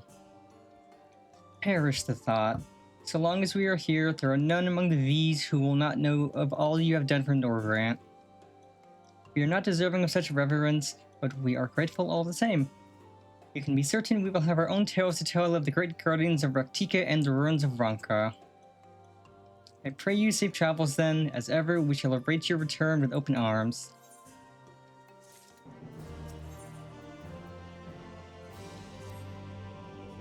Although we learned not of the Asians, the insight we gained into the Echo made our trip worthwhile. Before we return to the Crystarium, however, there is a small matter I would attend to in Slitherbow. Might I trouble you to come with me? Thank you. After we arrive, we should have a brief word with Runar.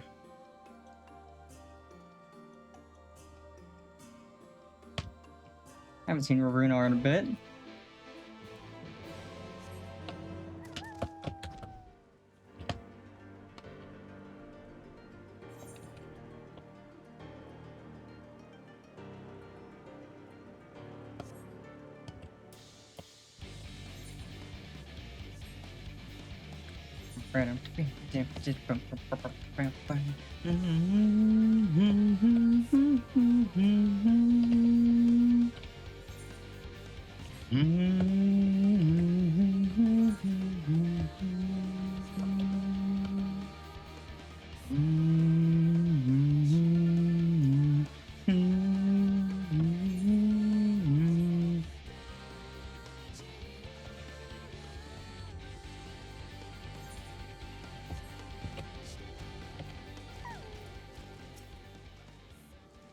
Jennifer, it is so good to see you.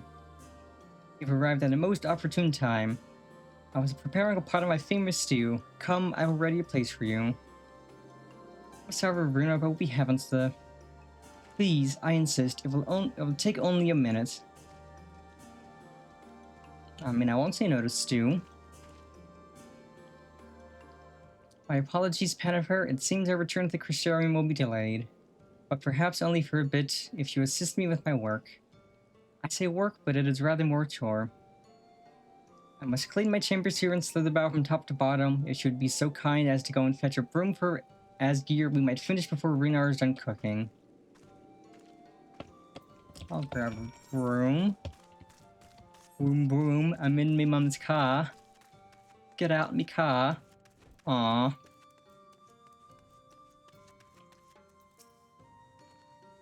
A broom for Master Matoya. I cannot imagine why she would have need of such a thing, but here you are. It is old but sturdy and sure to suffice.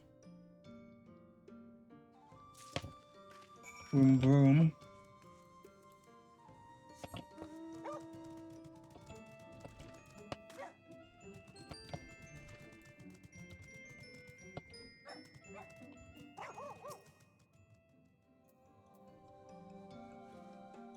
I trust Asgeir was able to find a broom for us. Yes.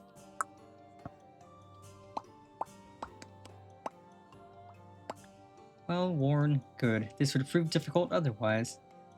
Though I must say, I think I did rather well for not having a broom thus far.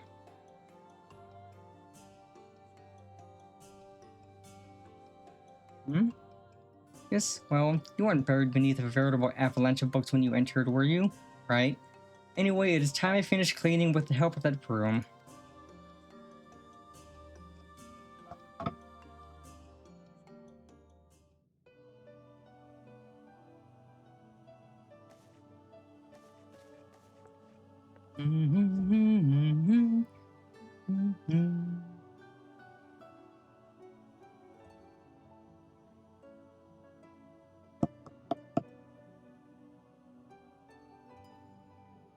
You didn't honestly think I'd do it the old-fashioned way. That room is more than capable of sweeping by itself, or rather, it will be. Time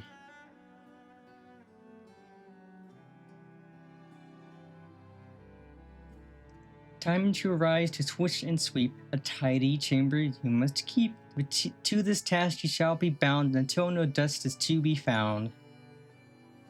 That's a cute enchantment.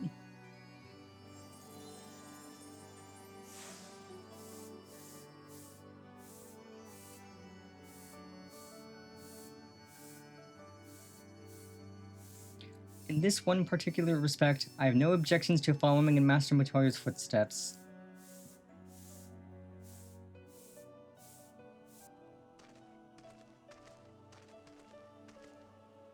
In future, I may need you to remind me the pursuit of knowledge does not preclude other equally important duties, such as maintaining clean quarters for said pursuit.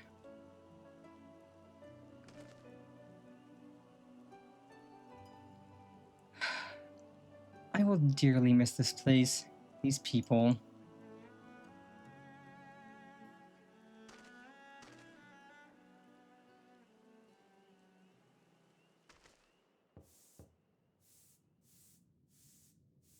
Master Matoya, pardon the interruption, but the stew is ready.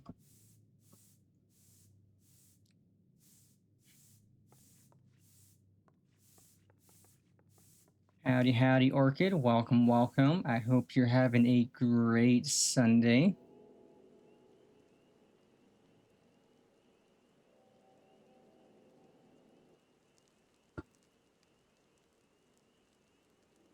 Is something troubling you? You've been rather quiet.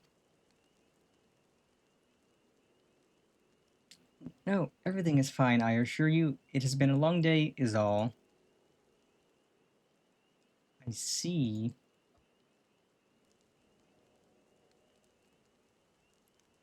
Stola, thank goodness you're still here. Hello, you three. Alphano, I thought you were following Ardbert. I was, though I'm sad to say I lost track of him shortly after entering these woods. He seems determined to traverse every elm of Norvrant in his quest to spread the truth of the Warriors of Light and the Flood. And it seems news of your address at the Crystarium precedes him at every destination, making his task all the more simple.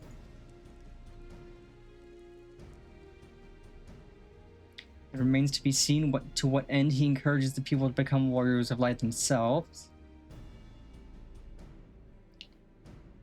But there is no denying that his words have struck a chord with many. Well, we're all agreed that this is just another Ascian ploy, yes? They've commandeered courses before, and to no good end. I see no reason to think this time is any different, especially when it's that of a fallen Warrior of Light.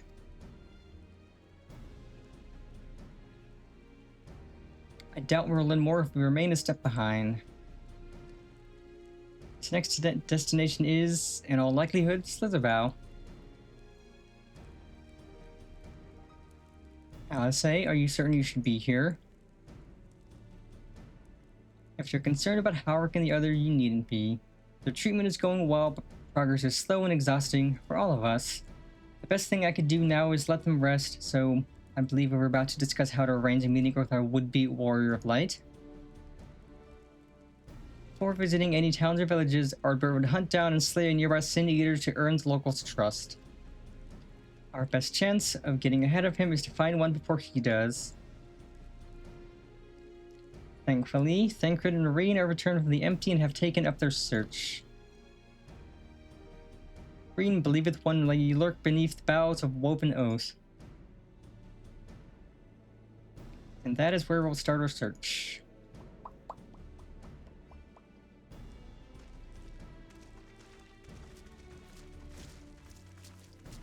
Master Matoya.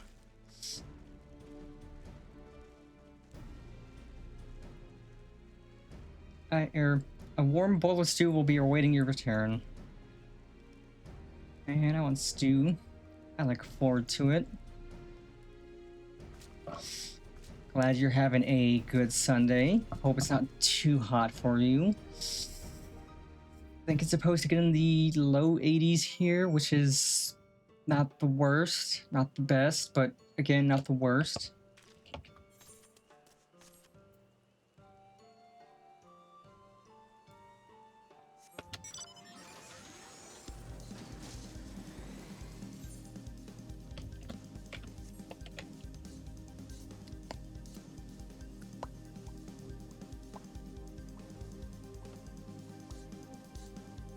Back and then forward and back and then go forward and back and 1 foot forward, forward and back and then forward and back.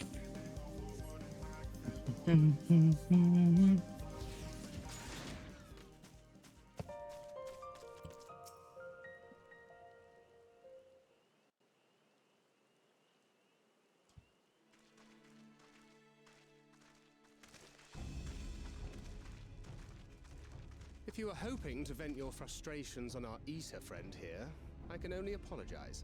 Few as they are now, it took us no time at all to track it down.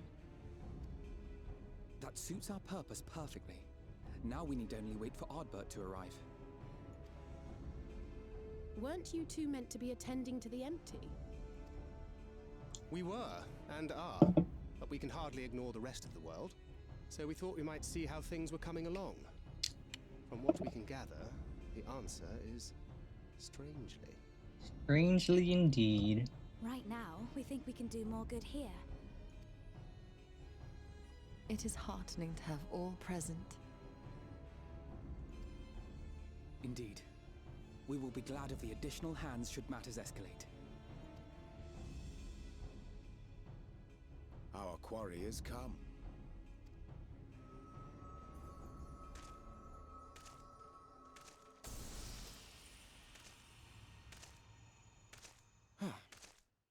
It seems I've lost this particular race.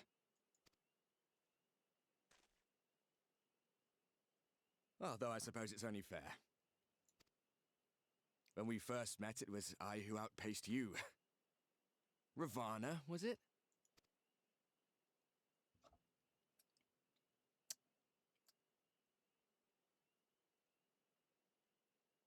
But where are my manners?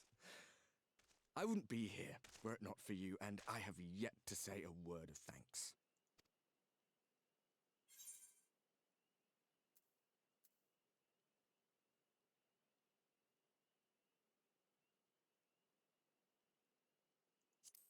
Okay, let's see here. Response to the fist bump.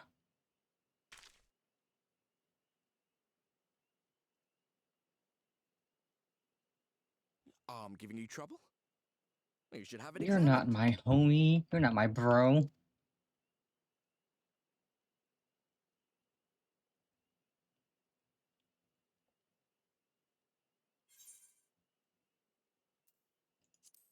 I thought you were supposed to be good at this.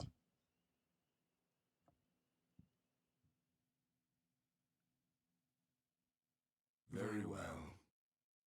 Let us forego this pretense. You're not my bro at all. After all, it was never you that I needed to deceive.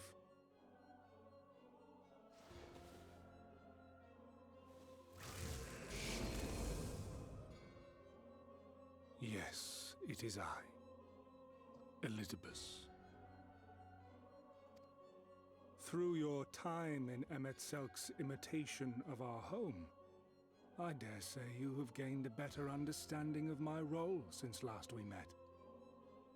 Not that it matters.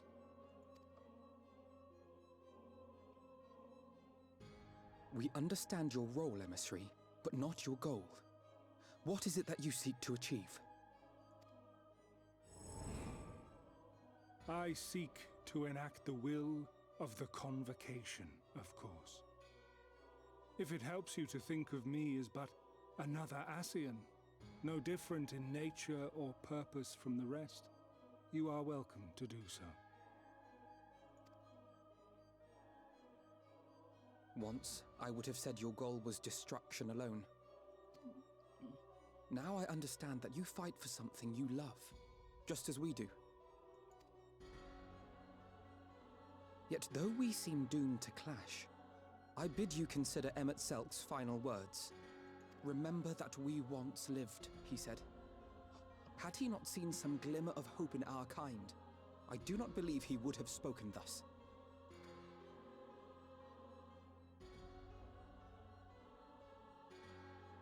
None better understood your plight than he. His words must surely be worthy of your consideration.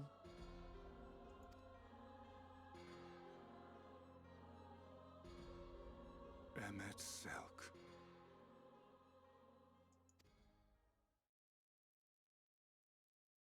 How very unlike you to err so gravely. That one should stray at the end of so onerous a path is understandable, but I had thought you above such weakness. Mayhap you thought the same. Would that I had been present to offer correction. But I shall do so now, as is my duty, and return all to its proper course. As for you, look at yourselves. Look at your history. Look back 100 short years to how your greatest warriors were undone. And now, at but a word from me, you raise your hands in answer like the puppets you are. Naught has changed. You fail, and you fail, and you learn nothing. Allow that which is most important to slip through your fumbling fingers like so many grains of sand, again and again and again, and you would remember us. You do forget yourselves.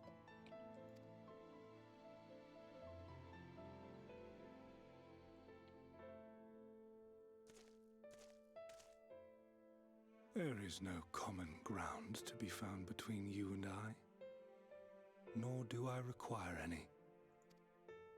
I have my duty. Wait!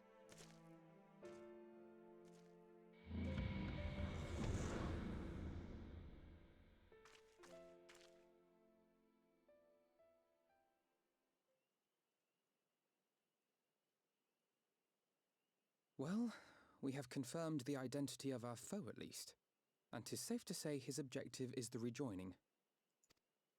But we still have no idea how playing the part of a warrior of light will further his cause, nor why he would spur others to do the same.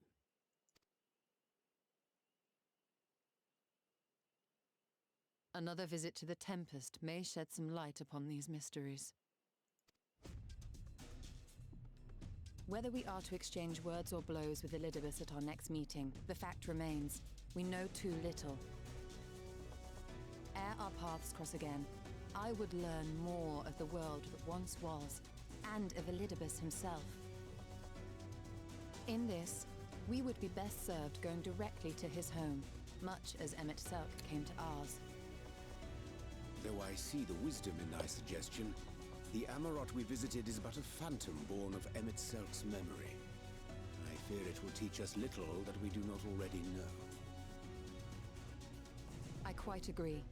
Yet the ruins of the actual city remain unexplored. Given the vastness of the Tempest, I should not be surprised were there more such structures like to those in which the Ondo reside.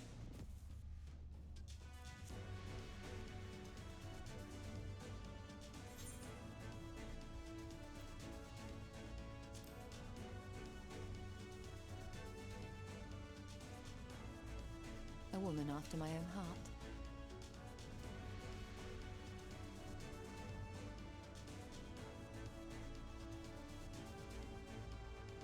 Assuming we are all in agreement, then I suggest we first pay a visit to the Ondo.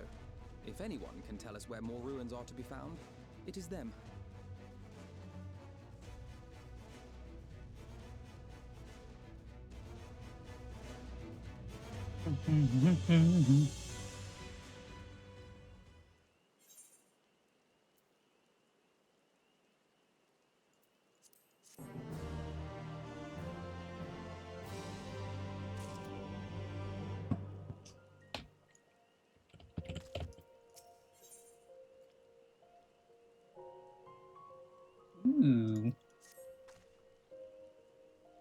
Alpha Nova has the right of it. Let us pay visit to the Ondo. We should speak with Tolsh first. As chieftain, he is doubtless privy to a great many secrets. And thus we go back under the sea.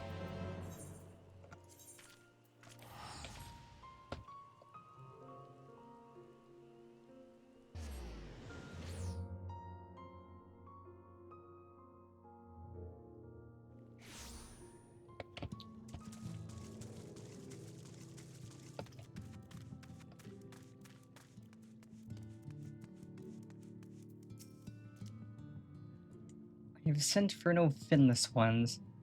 Perhaps you instead come seeking something of us.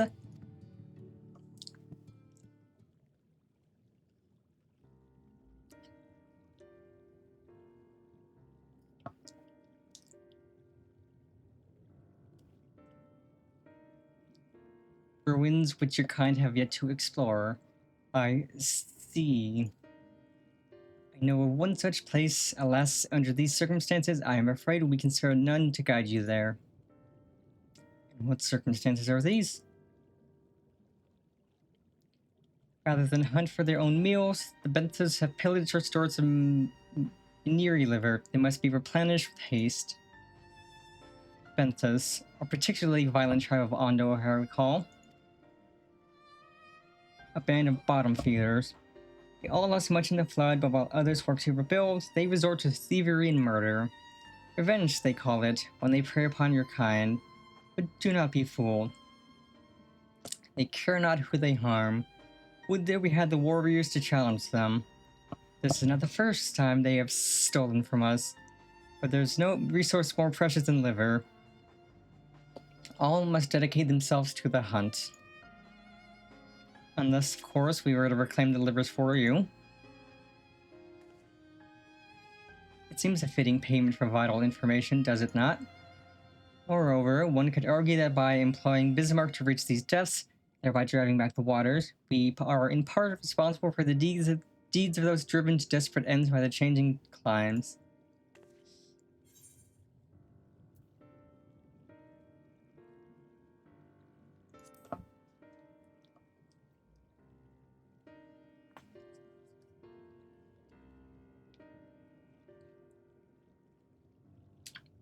I thought you might say that.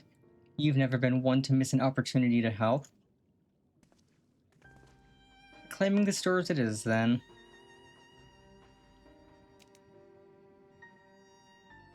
We would be grateful beyond words if you did.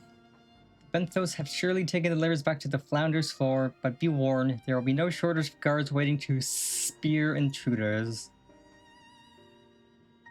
And we will have care not to draw their attention, shall we?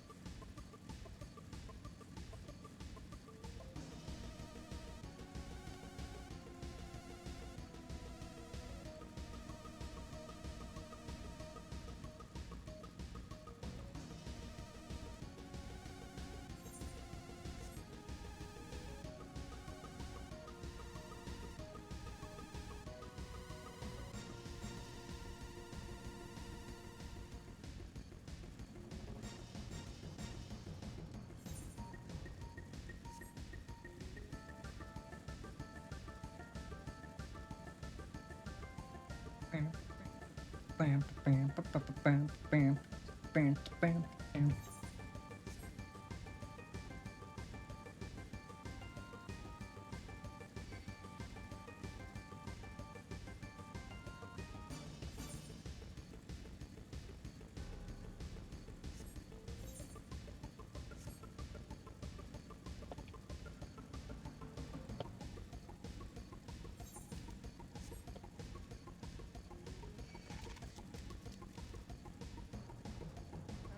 Dead end.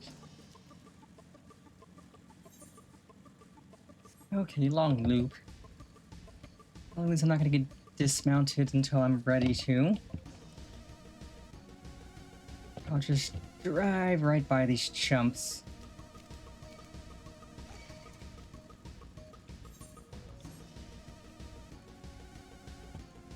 No, generally you would normally fight through, but I could just speed along by.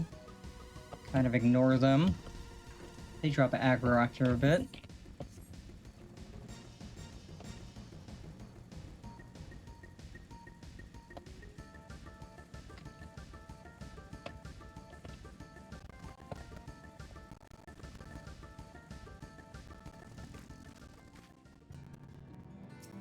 Probably not it.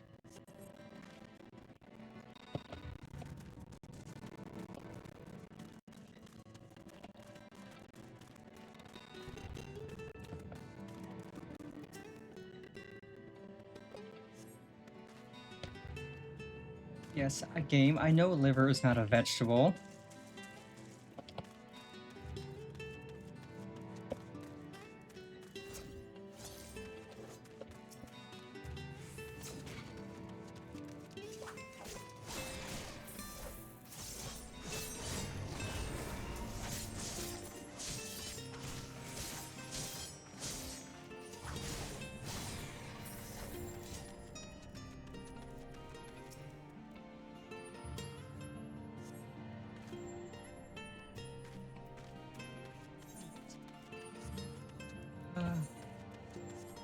It's either here or north.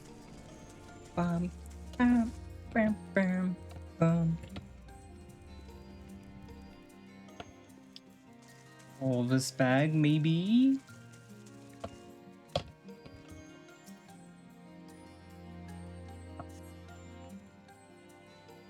Perfect. We have the livers. Gross, but you know.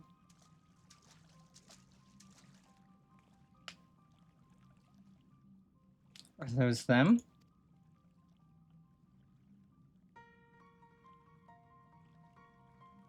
Perhaps you've deduced this already, but it seems the Benthos have been raiding Colusian storehouses as well as those of the Ondo. Oranges, pumpkins, wheat. But we can discuss this after we see the livers safely back to Tol's Ath. It wouldn't do to keep him in suspense. Okie dokie, we have livers. That was a quick quest.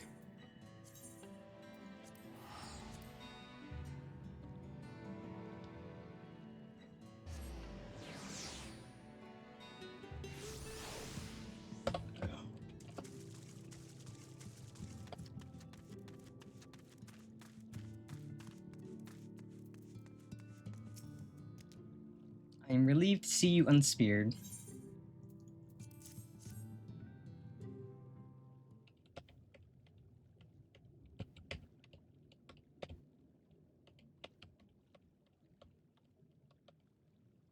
Our precious livers. I knew you would not fail. We also found all manner of foodstuffs from Calusia and the Flanders floor. Tell me, Tolshath, does that seem odd to you? It is brazen, to be sure. I'm reminded of rumors I've heard recently concerning a rash of thefts from Calusian warehouses. The perpetrators enter in the dead of night and are gone before anyone has realized what has happened. The Yulmoran army has been investigating, but thus far to no avail. Perhaps the reason they have struggled so far is that they're quarries of the sea. True question then is what we mean to do about it. Much as I would like to proceed to the ruins without further delay, we cannot allow the Benthos to carry on as they are. If I may, I believe that the ruins are in fact key to the Benthos' plan. Ooh? Is that so? These ruins, which lie deep within the illuminated land, are a recent discovery. We have seen signs that the Benthos are preparing to claim them with all haste. We could not fathom why, but in light of the knowledge that they have been stockpiling resources, it is clear that their queen will soon give birth. They require space to raise their young and food for both queen and hatchlings to thrive. Well, we can hardly fault them for that. Under normal circumstances, perhaps. But conditions in the Tempest are far from suitable for spawning. Its resources barely able to sustain our current population. There is only one reason they would disregard this. They seek to build an army and with it take revenge upon the Finless. It is not a surprise. They came to us not long ago, seeking allies for the cause. We rebuffed them, of course. The suffering of others will not serve as balm to their own. Their queen, however, desires only bloodshed and will gladly send her children to die in our stead. If they are planning to wage war, that changes matters considerably. Indeed. I doubt that this can be resolved without violence, but perhaps with a show of force we can convince them to see reason before the die is cast. I would rather not risk your people in the attempt. If we travel to the illuminated land, is there a way we might identify the ruins ourselves? Yes. Once you reach its depths, go deeper still. You will see a monstrous structure there upon the seafloor. That you have come to us now is the will of the Ancient Ones. They have guided you here, that you may drive out the usurpers. Those who seek to use their magnificent creations with vile purpose. I have no doubt that they will show you the way forward.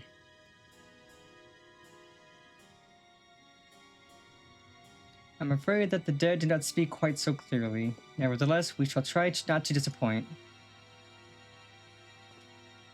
If what we seek lies deeper still, beyond Amarad, I would call upon the assistance of another.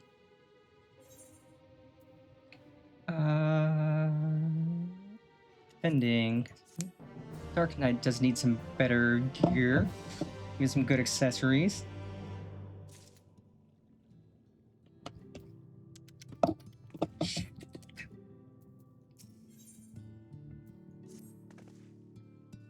Though our course hath been decided, to pursue it we must needs beseech the aid of a friend. I speak of Bismarck. Pray follow me to Stolen that we might seek an audience with him once more. This will probably be a quick quest. And I think the next quest is a dungeon.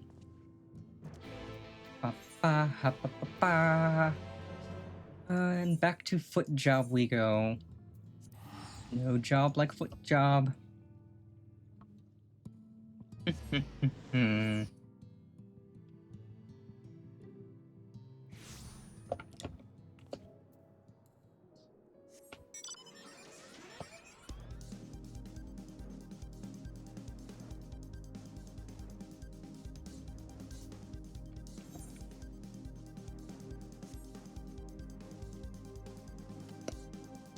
Forward and back, and then forward and back, and then go forward and back, and put 1 foot forward, forward and back, and then forward and back.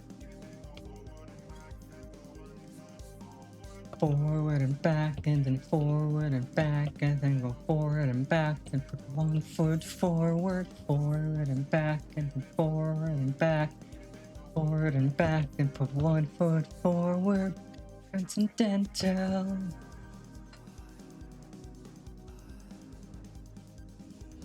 Exponential and drop P.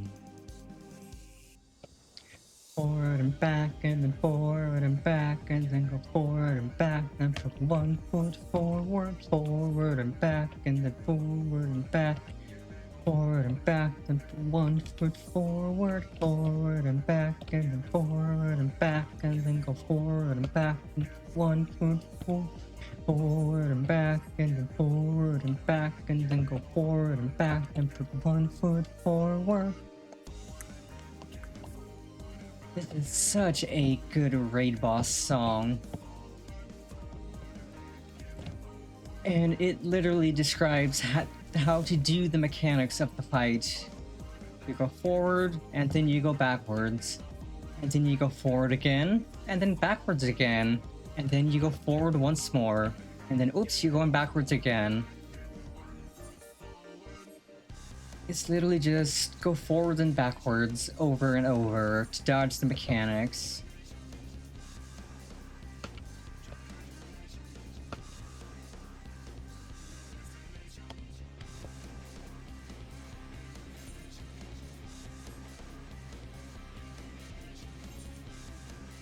I think it's one of the few raid boss songs that actually describe how to do the mechanics. Howdy, howdy, Techno Nightmares. This is Final Fantasy XIV, the MMO Final Fantasy game. Well, the second MMO, because I know Final Fantasy XI is also an MMO.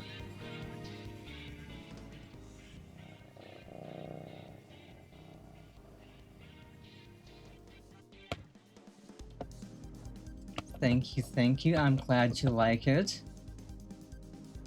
I have spent far too much time on it, and will always be spending a lot more time on it.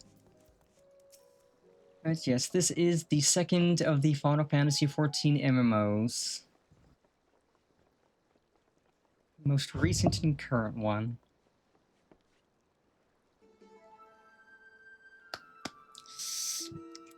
From here, we press onward to the Isle of Ken. I myself shall proceed on foot. You've perfected your technique then? Just so. The water will be as glass beneath my feet and provideth purchase fragile yet true. Watch closely. Oh, this is going to end well. Oh, I certainly shall. Forgive me, but would it not be easier to perfect your swimming technique? Aye. It would be a pity if you drowned, truly. Oh, hush. I'm sure it'll be brilliant.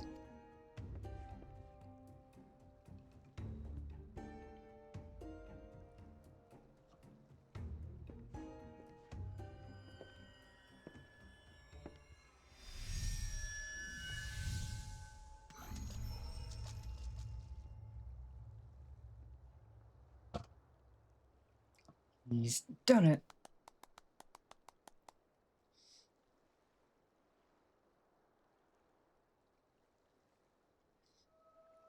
And now he's Jesus. Final Fantasy Jesus walking on water.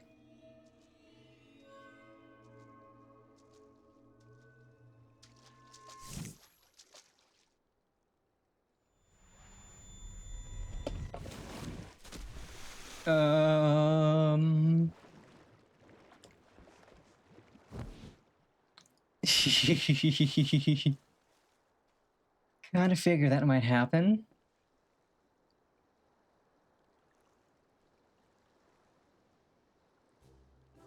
Mine apologies. The technique requires the purest of focus, and mine was lacking. To perfect this magic, I went so far as to deal with the Fwath, and with her aid, mine efforts finally met with success, albeit on a single occasion.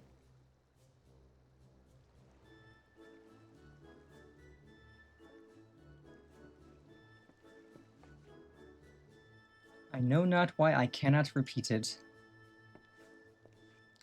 I thought I saw you waver a bit toward the end there. Perhaps you're simply tired? Oh boy. Thancred?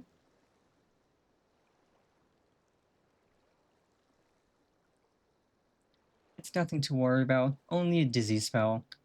Though it may not be wise to go for another swim just now.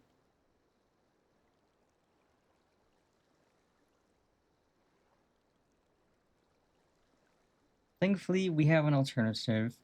A wonderful little invention, I'm certain you'll agree. Is it called a boat? Yes, it's called a boat.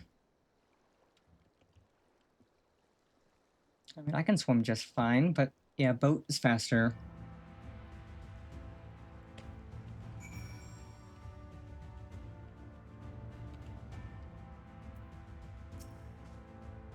I will petition Bismarck's aid in our behalf. Let us pray my diplomacy proveth more effective than mine experimental magics.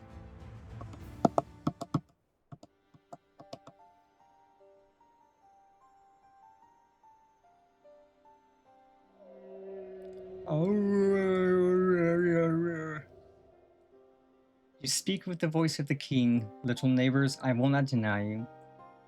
As before, if you seek what sleeps beneath the sea, I will be your guide. Thy kindness is as boundless as the depths, serene one. Before we depart, however, I would ask a favor. After our last flight, I found many creatures clinging to me. I am itchy. Remove them and I will take you below. Okie doke, easy. With all haste it shall be done.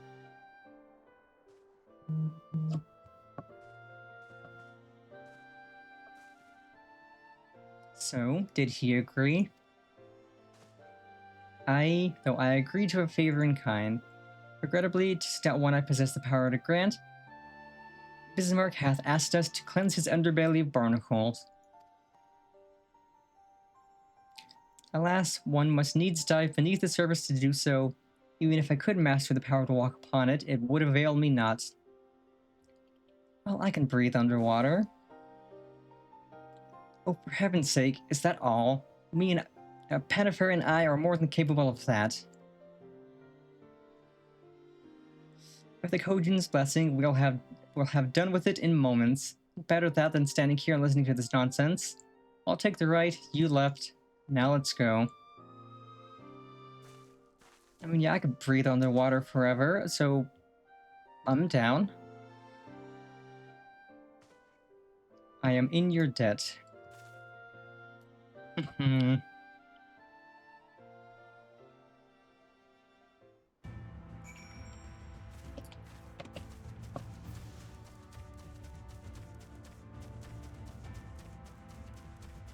Skidoo. You can, nope. Can I jump off anywhere? No? Cringe?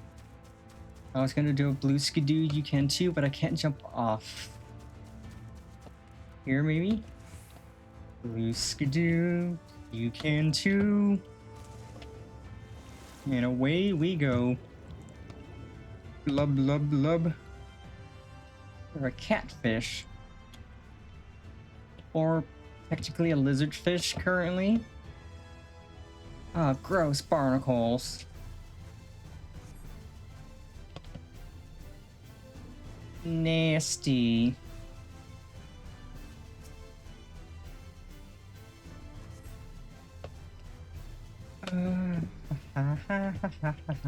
Last one.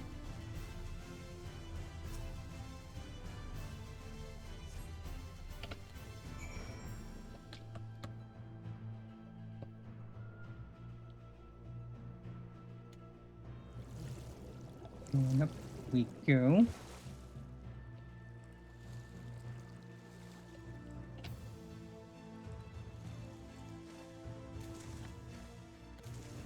Is this not the way up? This is a way up. If I have to Skyrim my way up, I will do it.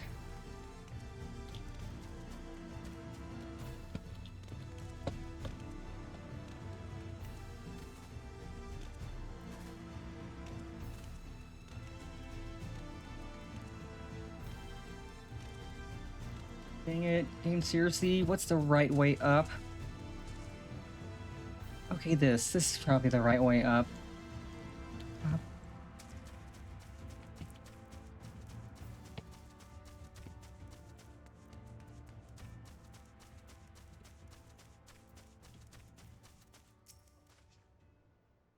Thine efforts are most sincerely appreciated. I will inform Bismarck that we may depart without further delay.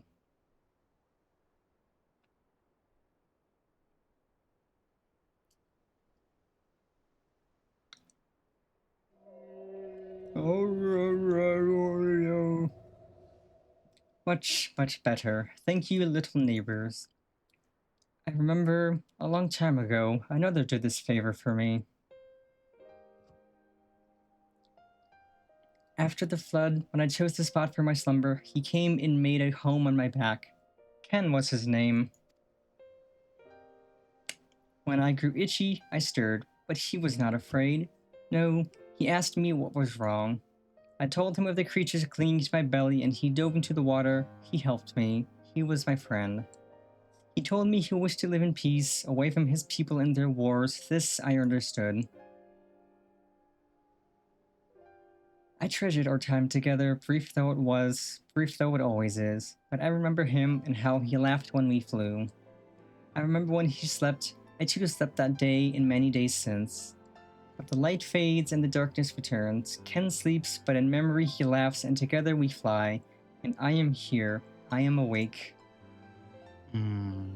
It feels good to speak and to be heard again. A shame others cannot understand me. If thou art willing to learn, I would gladly teach thee the language of man.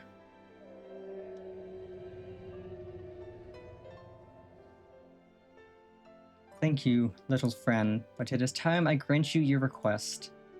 But first, I will take flight to cleanse my body and prepare. The dive will be swift, and I would not have you struck by errant debris.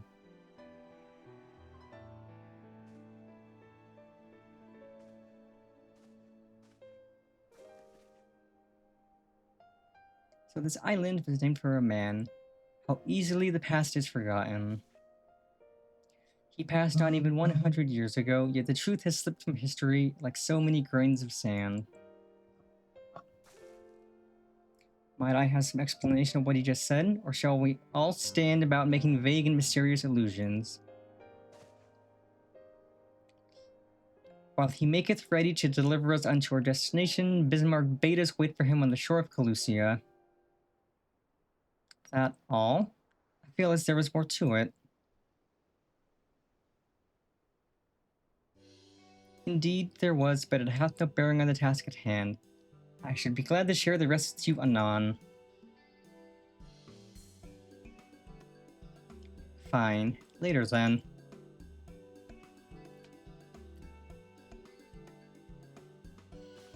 If Bismarck requires time to prepare, might I suggest a short respite?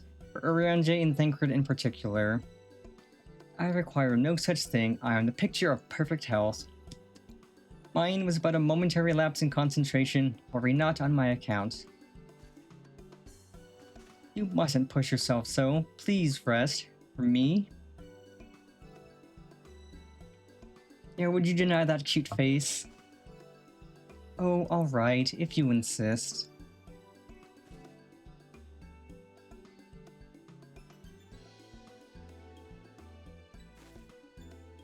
You too, Panifer. You've been running yourself ragged. Yes, ma'am. In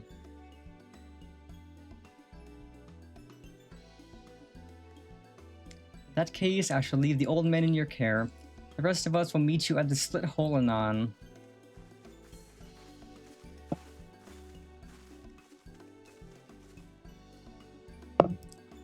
Word of advice, never let it show. When she realizes she struck a nerve, she remembers. By the gods, she remembers. In any case, if we must be made to rest, I know a place in Solon that's better for it than most. Come with me.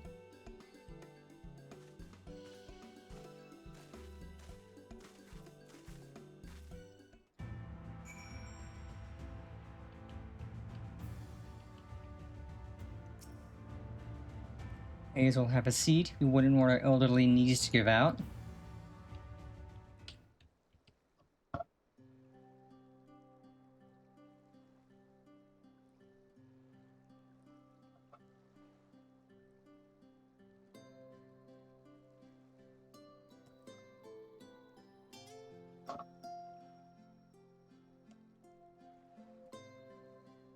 To hear her speak, you'd think I'm on my deathbed. By the 12, I wish that girl wouldn't worry so much.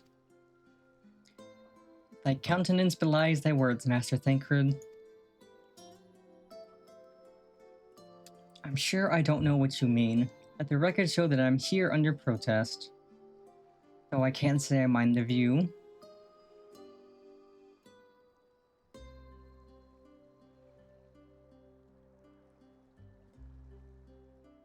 And if the abundance of anglers is any indication, even an amateur might land an impressive catch. Shall we try our hands at it? Nope. Someone... Quickly... Eh?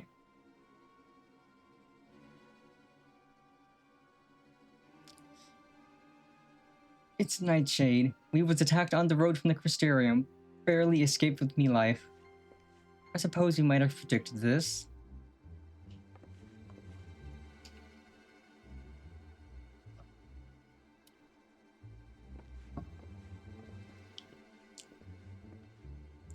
You mean you'll help? For free? Thank you. If I recall correctly, Nightshade is a local band of outlaws. I doubt they'll trouble us overmuch, no more than they already have by interrupting our relaxation at any rate.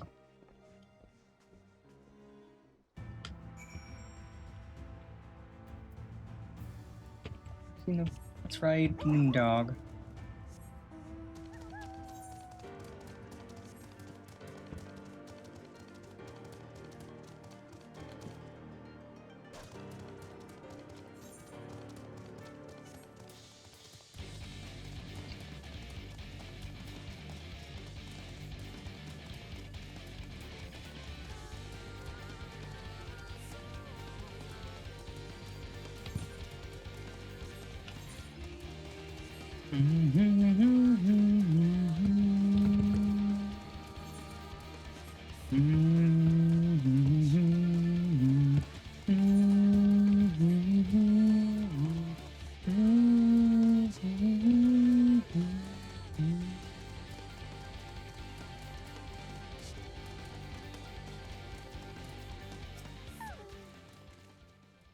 These two have matters well in hand, by the looks of it.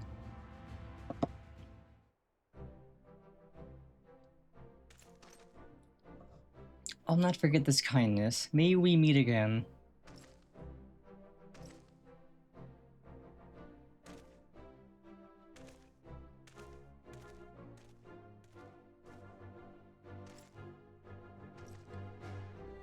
Is that you, milady? Don't tell me we just deprived that poor fellow of the honor of being rescued by the Warrior of Darkness. We had no idea you were in the area. Fancy us meeting again so soon, eh? Why, I believe I even recognize your companion. Yes, from the infirmary. You had a message for the Crystal Exarch, did you not? It's good to see you back on your feet, and on patrol no less. Oh, it's nothing as official as all that. Strictly speaking, we're off duty, but as we had a free moment, we thought we'd give a few of the less traveled roads a look. The guard doesn't have enough hands to patrol them regularly, you see. That's admirable. There are few so devoted to their duty in Lakeland or beyond.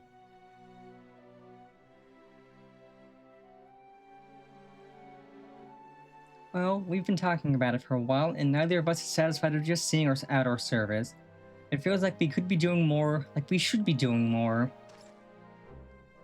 It's all about having the will to help your fellow man and the resolve to see it through.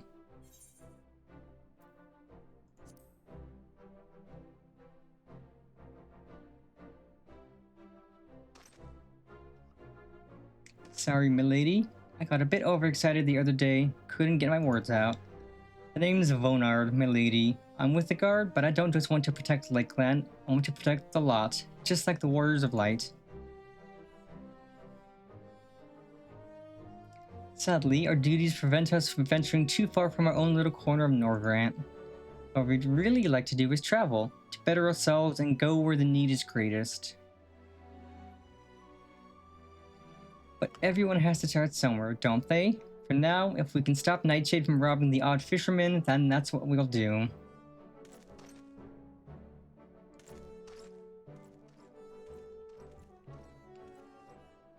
That's the spirit. Well, well. Future heroes of the first, do you think?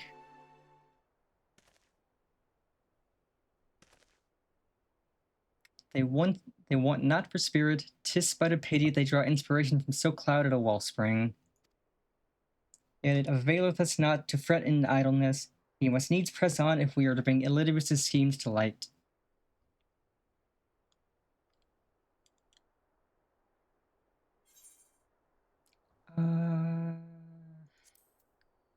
Crit?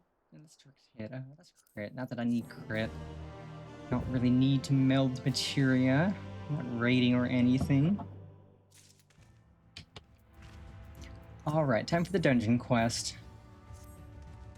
We're gonna have some fun. Though our respite was cut short, I dare say we are all eager to avail ourselves of such knowledge as the ruins may hold. And I doubt further contemplation of Elidibus's machinations will be conducive to relaxation. We may as well make for the split hole now. Gladly.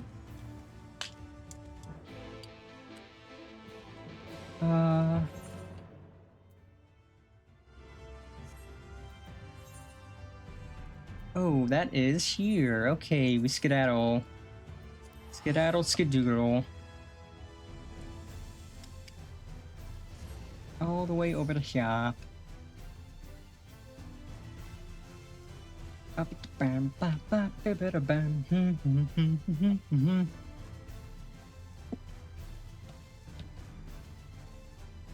Yeah, and even though we're getting close to 3 hours, we're almost done with this patch. I think we will do the rest. Do all of patch 3 or 5.3 as well. Just because 3 hours is kind of a short stream. And it's not going to take about 4 or 5 more hours to do the patch 5.3, even if it's a bit of a longer one. So yeah, we can knock out the rest of 5.2, do 5.3, and that'll be stream. That'll be a very good stream. Very emotional and action-filled stream. Which will mean next stream of this, we will start Free and Walker, and that'll be fun. Yeah, I was not expecting this to go as fast as it has been.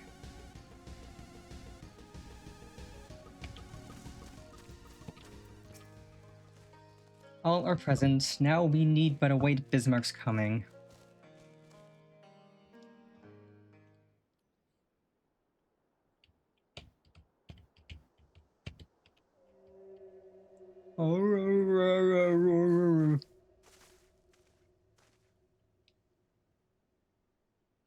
Tis time. Pray make ready.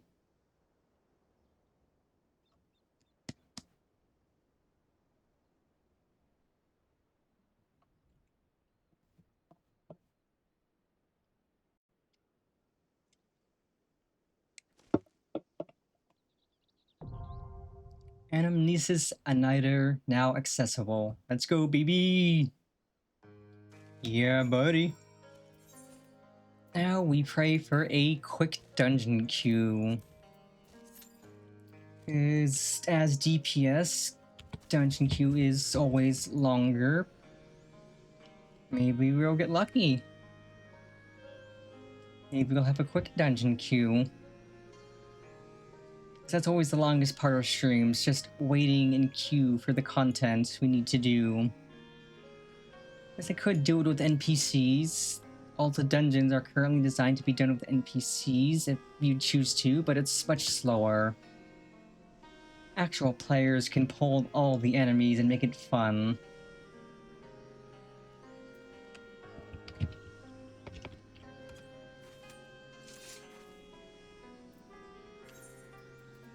Okay, I just need to reassign. Yep.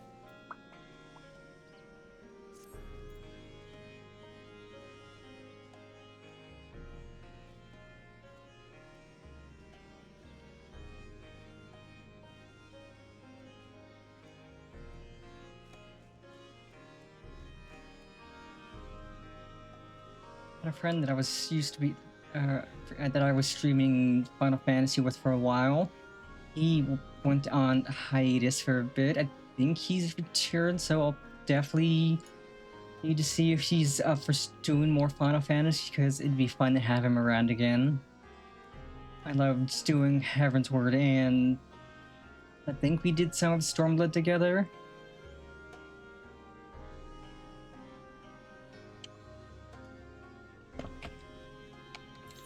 Let's see, do I have any other glamour weapons?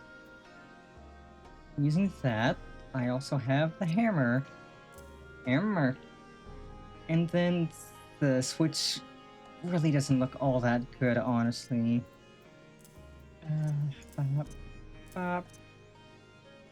Sort things. It's messy, messy, messy.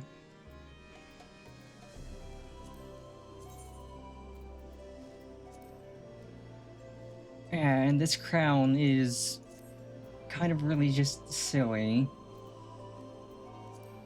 Yeah, we also have the Reaper artifact set for Shadowbringers. We just don't have the dyeable version because that comes from a extreme trial that we can unlock and do. But yeah, it's honestly a pretty dang good looking set. I just need to grind out the dyeable version.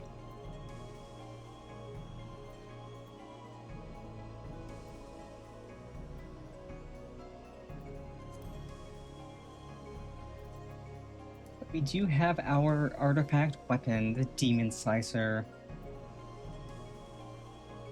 I still need to also do the Dark Knight, or the tank roll quest, so I can get the tank set.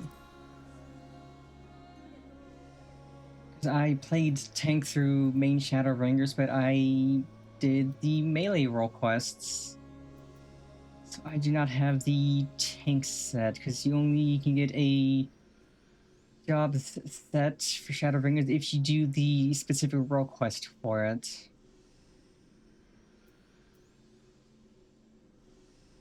Also, when did I get this top hat? Probably put that in my glamour dresser. Cast glamour.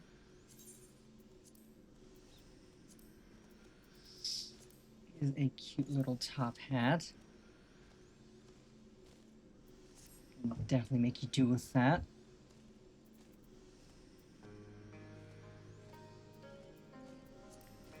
Yeah, I really do hope the queue doesn't take 17 minutes like it says the average time is.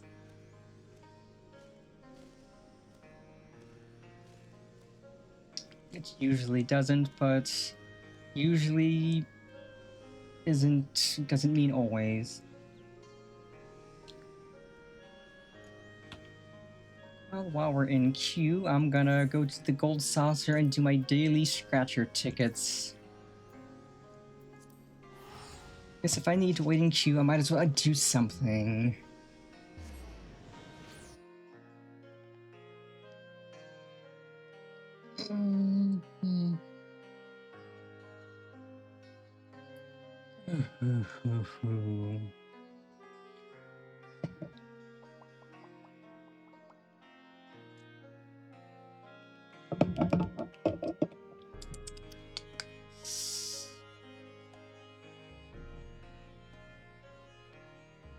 My scratcher tickets are easy peasy.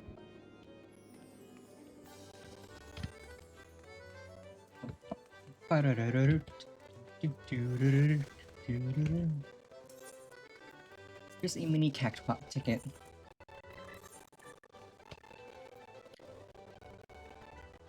Yep, so far so good. Stream's going pretty good. I hope you're having a great Sunday. Ooh, 10,000. Off the rip, we get a 10,000. Let's go, BB. Yeah, I hope you're having a great Sunday. Stream's going nicely. It's not super toasty out right now.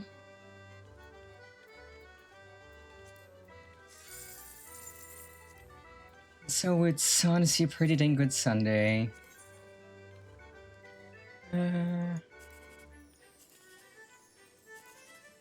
Okay.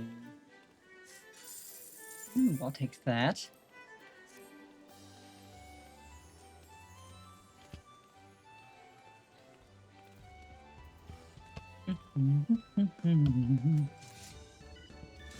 And I think the other emote I need, the sheath emote, is 100,000 maybe? Ooh, I could get the shake drink emote. Yeah, that's 100,000. You know what? I'll just get this for now. I do want to see what this one is. A lot of crap I need to get rid of.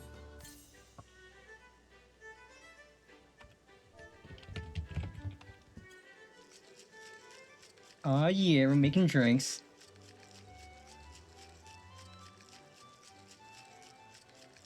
Honestly, not a bad emote, and it looks like it's infinitely looping. While we're doing this, we can also, we're reading a queue, we can also go to do our Doman Enclave weekly turn-ins, because we have a lot of things we can turn in for stuff. I'll clear up some inventory space and make some progress on our Enclave.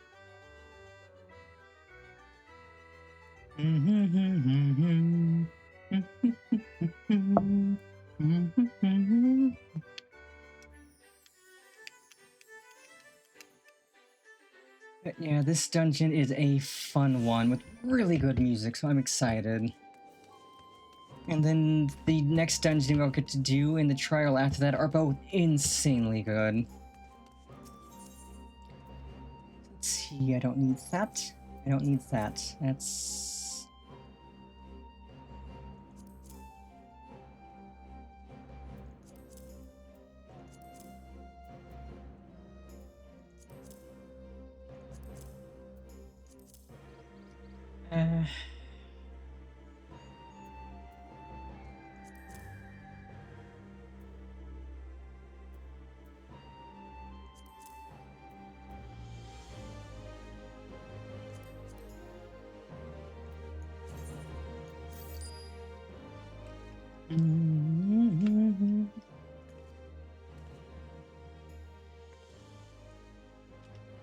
Much progress has been made on the yard owing to Master Sudanuki's guidance. I have no doubt he would enjoy telling you of his triumphs. As it happens, I expect I will soon have wonderful news to deliver to him as well. Yeah, we're making real good progress on the Enclave restoration.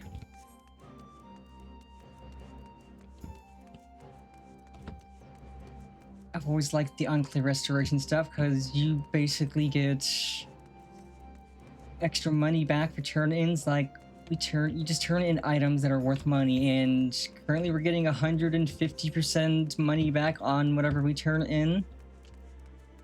And I think it goes up to 200% eventually, so you're basically just making double money, which is really nice. Again, we are graced by the warrior's presence to whom we owe so much. Look, is it not a thing of beauty, glorious and splendid? Quick as flash, the carpenter's work, putting my smiths to shame, but so be it. More time for them to finally use that which they have built. Master Sudanuki, Panafer. Ooh. Okay, bop. Time for dungeon. Let's go, baby. It's time for some fun. Going under the sea. And this dungeon has such good music.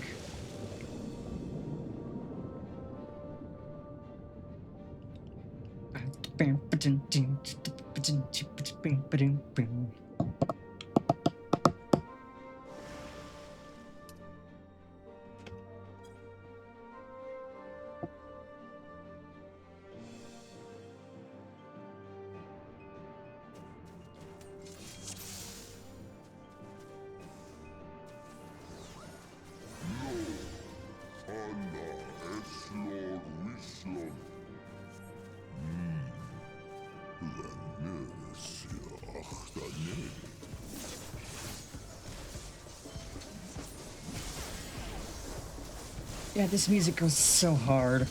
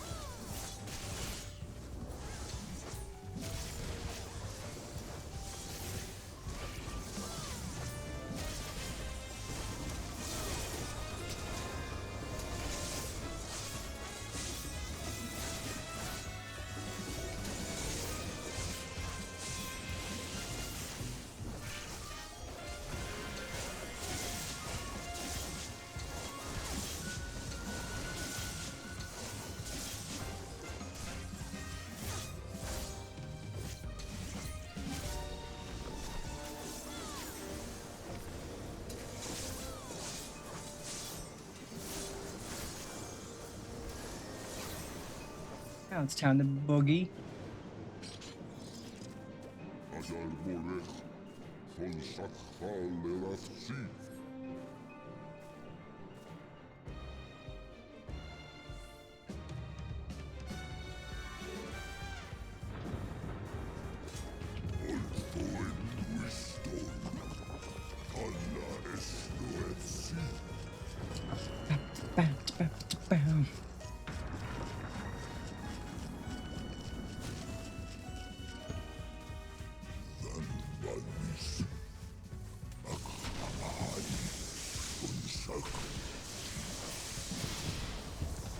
Prince Dagonite these nuts.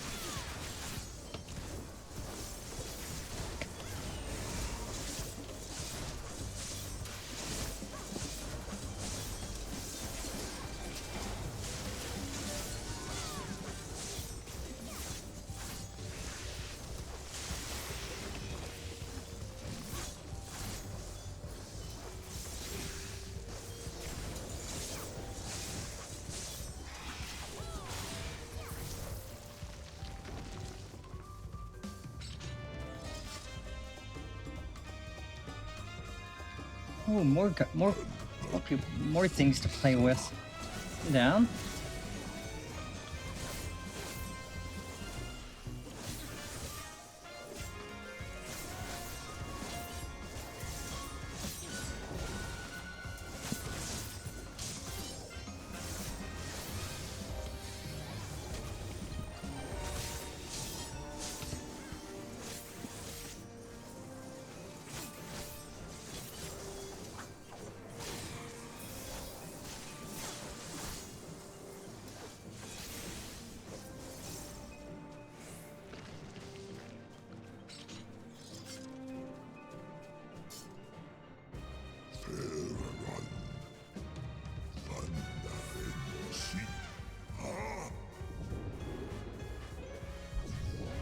Oh, this is cool.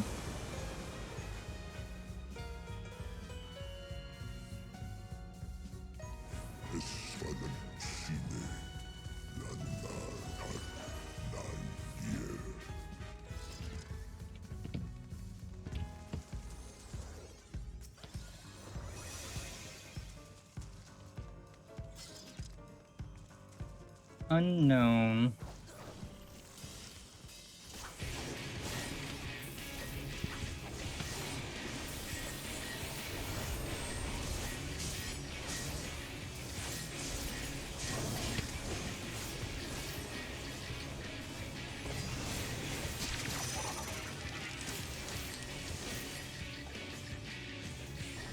Oh boy, howdy. Don't stop on here, please. Oh, poor healer.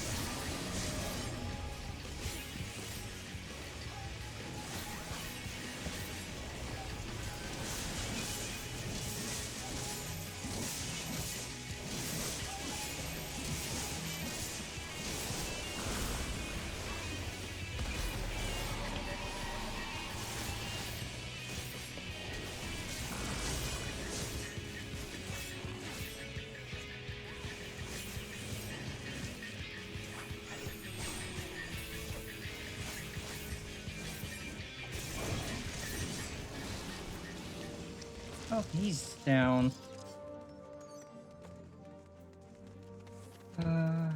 Aiming.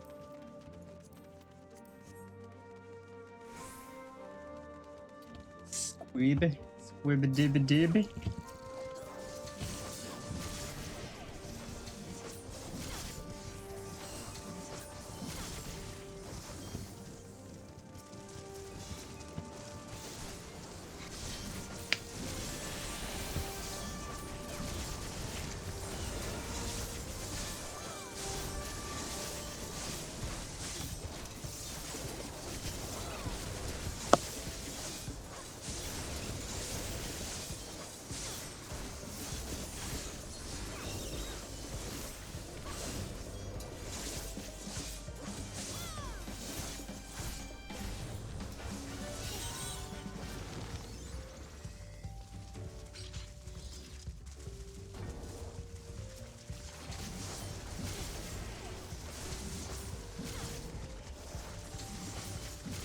Clap, clap, clap, clap, clap. Good damage.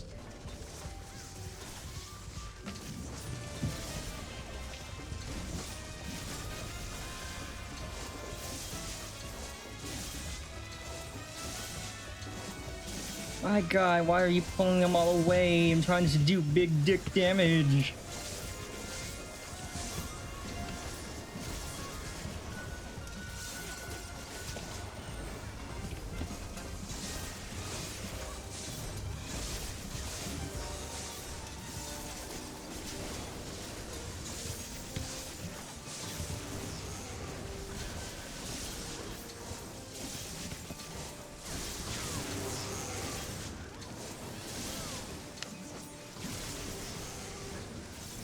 Yeah, now we're tearing through them. Let's go, baby.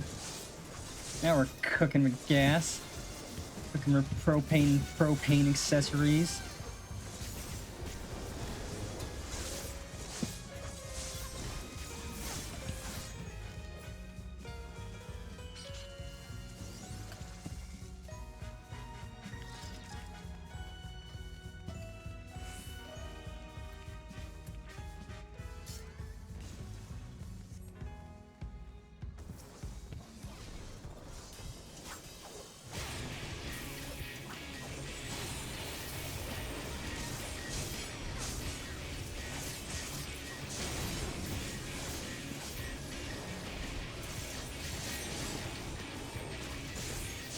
Oh, that's...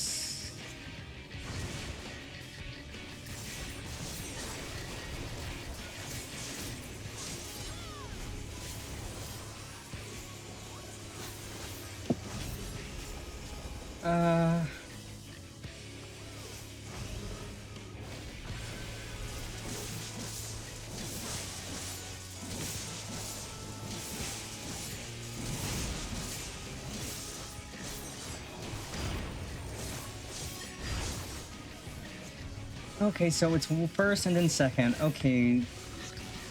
Good to know for the future. He swipes, just swipes a cleave, swings a circle, cyclones in.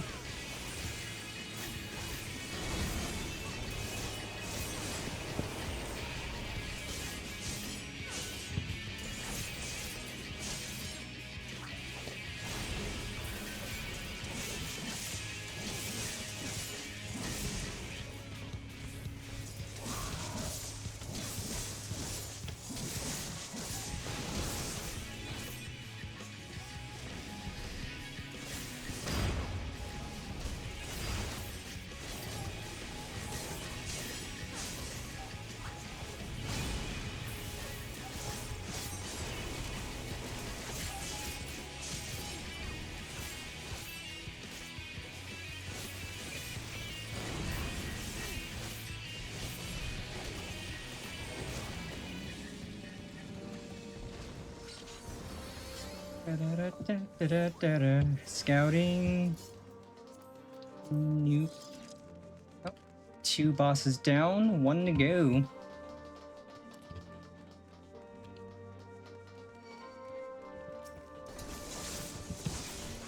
Definitely didn't want to waste that.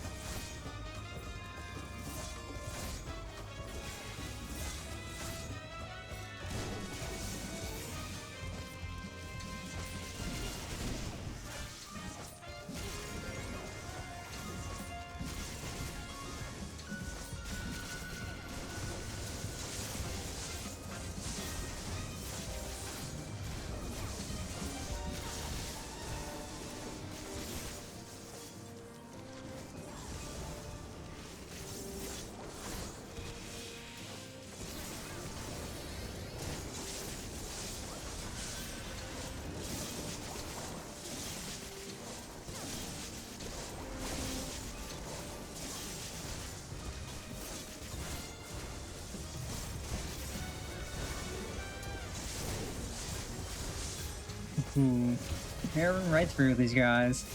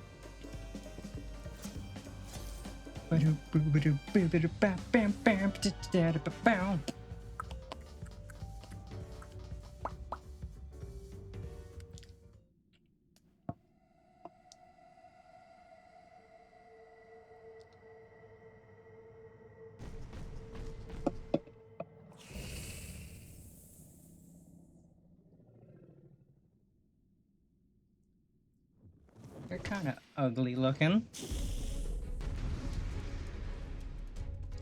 Time to whoop your butt.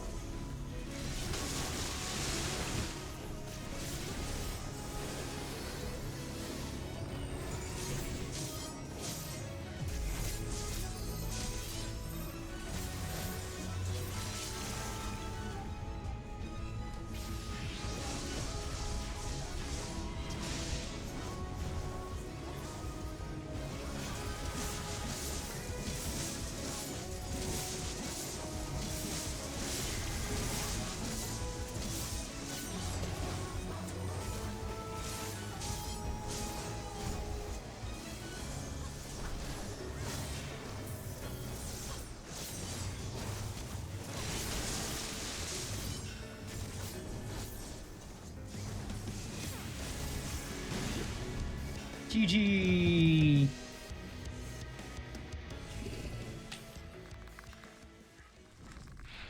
We kicked its butt. Oof. Ba-ba. Ooh, maiming gear. That's not that bad looking. I'll take it.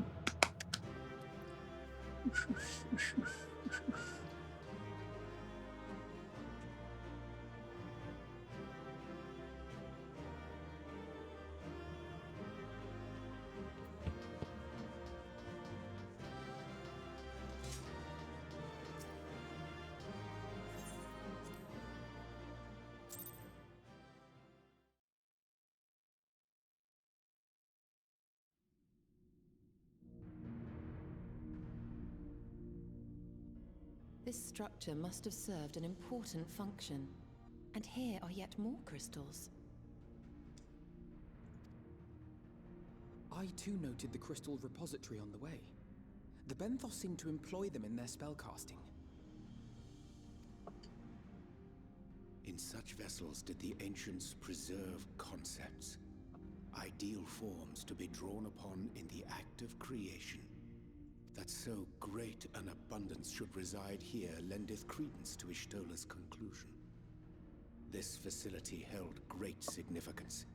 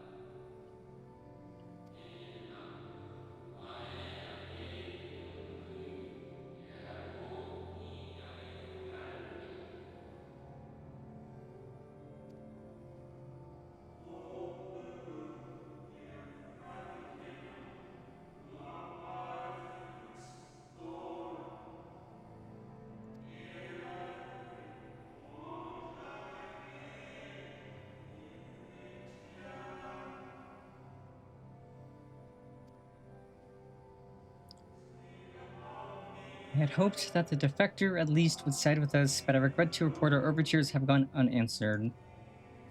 Whither tend your thoughts, Vena? Where you lead, we will follow. We will follow.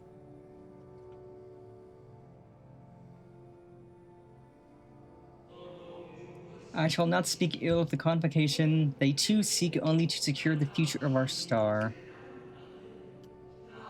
Yet it is plain they will not countenance a permanent solution. That being the case, we must ask ourselves a simple question. Are we prepared to pursue our chosen course? Even should it mean suffering the internal condemnation of our brethren? If so, I see no further reason to demur. Let us bring forth the light that shall ever after keep the darkness in check.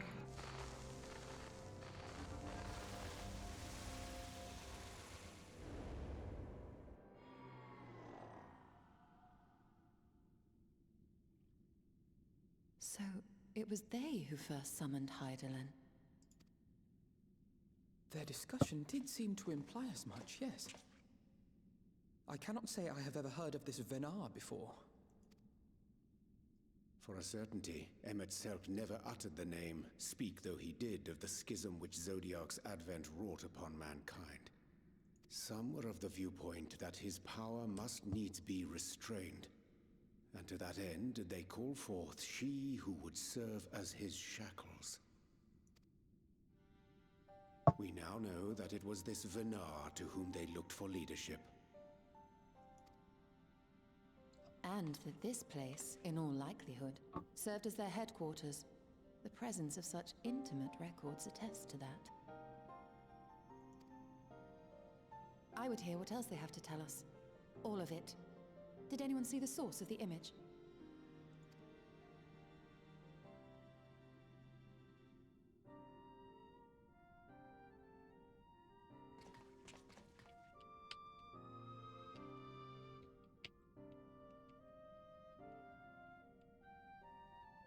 The device there?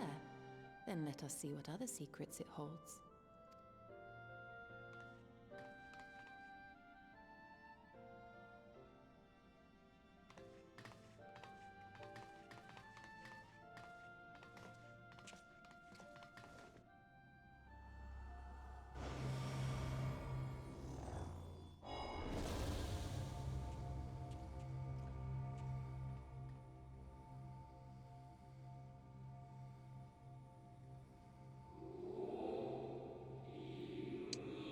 Venna, please.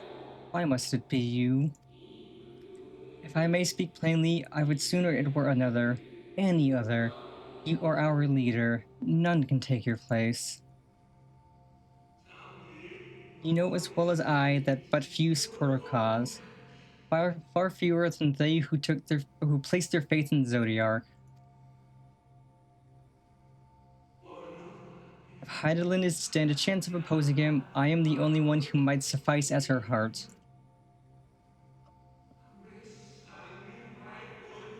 Rest assured, however, I shall not vanish from this world. The form I take shall ever remain my choice. And I will press you no more. Only know this, you will be sorely missed.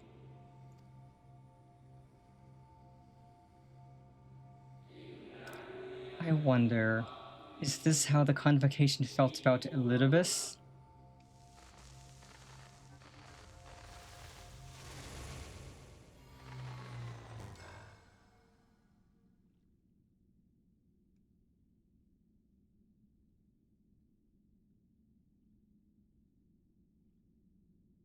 What?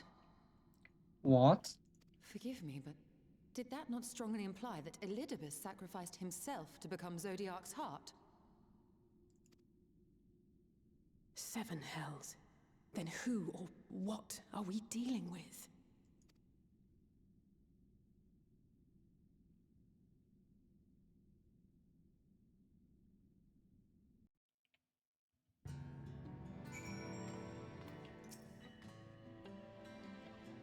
The device appears to activate via a form of ethereal attunement not unlike an aetherite. Beyond that, I can say little for certain, save that we should take this opportunity to see what other records it contains.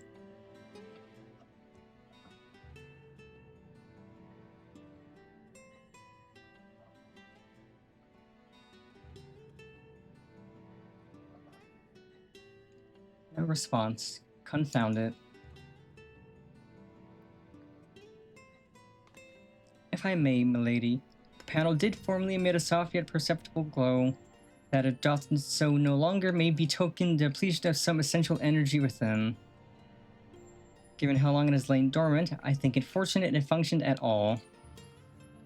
That may be, but if we can't get it to work again, we'll be leaving with more questions than we've answered.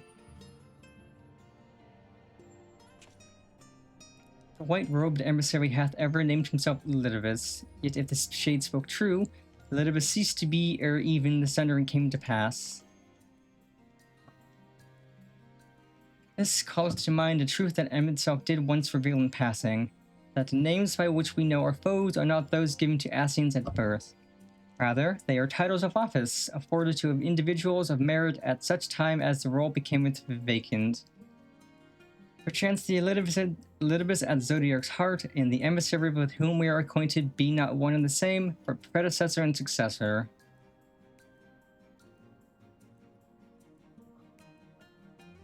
It's possible. If the previous Elidibus perished before the final days, the one we know could still be a survivor of the Sundering. And yet, something in that explanation rings false.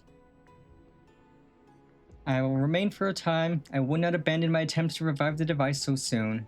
There is more to learn here. I can feel it. In matters of aetherology, I know of none as capable as thee. If there existeth a means to learn more, thou wilt surely find it.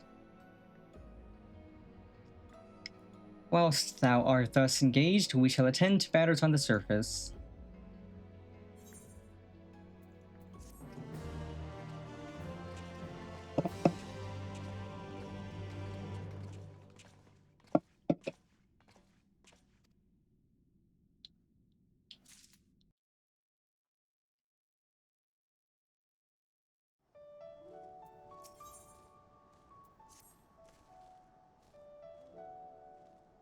Can we but uncover Elidibus' true origins? We may yet come to understand his designs. To that end, Y'shtola must needs be afforded as much time as she doth require to complete her investigation. To the extent that such things are within her control, yes. Speaking of which, perhaps we might trouble the Exarch for news of his progress with the spirit vessel. He will no doubt wish to hear of our own discoveries as well, such as they are. Okay, since we are about 3.5 hours in, depending on how long this quest takes, we might actually just save patch 5.3 for next stream. Guys, I know it's going to be a longer patch because it has a big dungeon and a trial, among other things.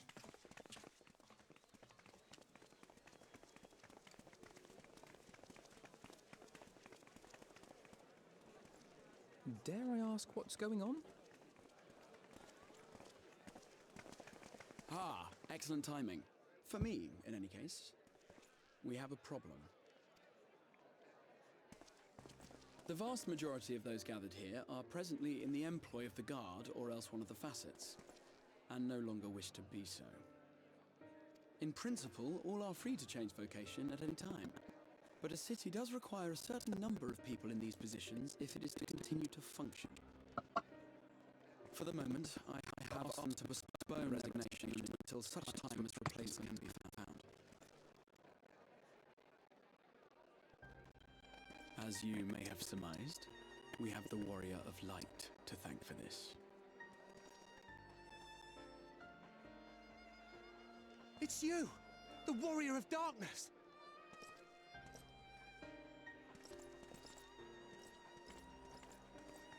You understand, don't you?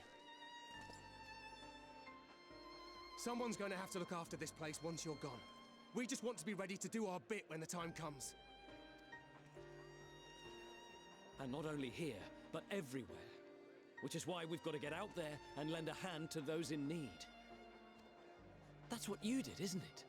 Even if it was just little things at the start. You helped people.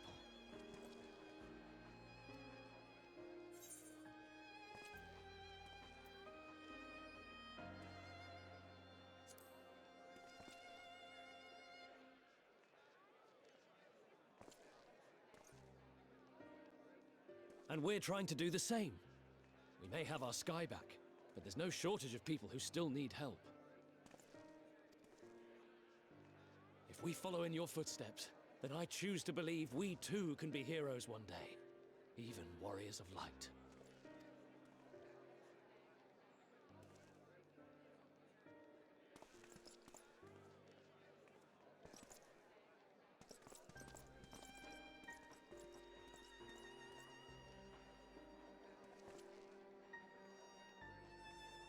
What are we to say to that? We can hardly tell them they are mistaken.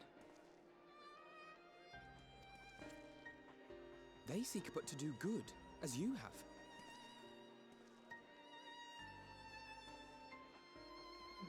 But no more can we stand idly by and suffer a paragon's scheme to proceed unchallenged.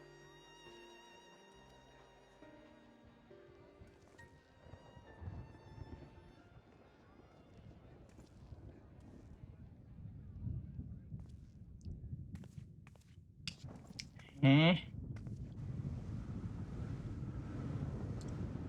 Eh?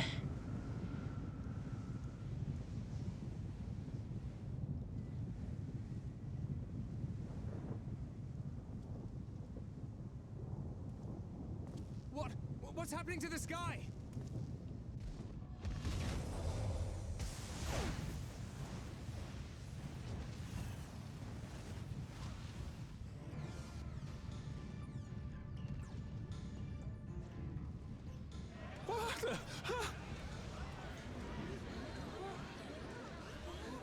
Wicked White. Oh no.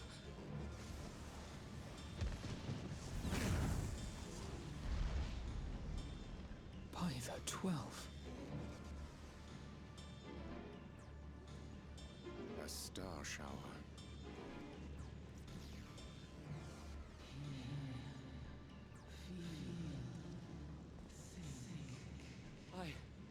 I hear a voice.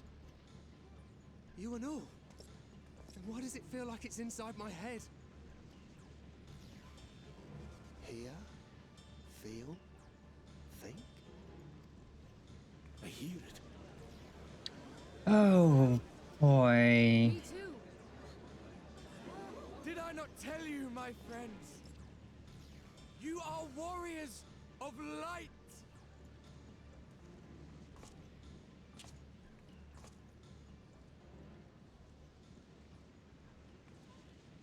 You're back!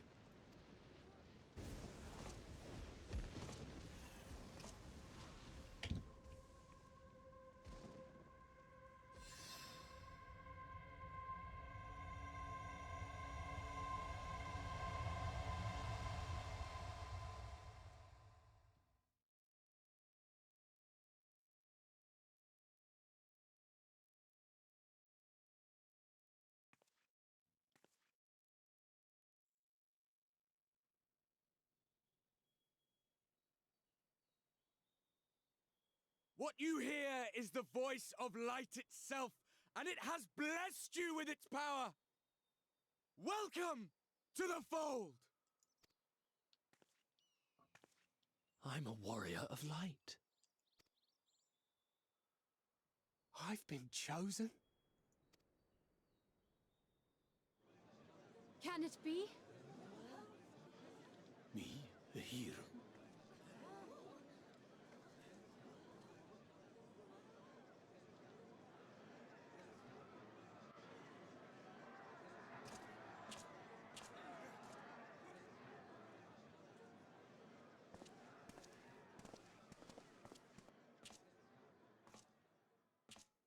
Wait!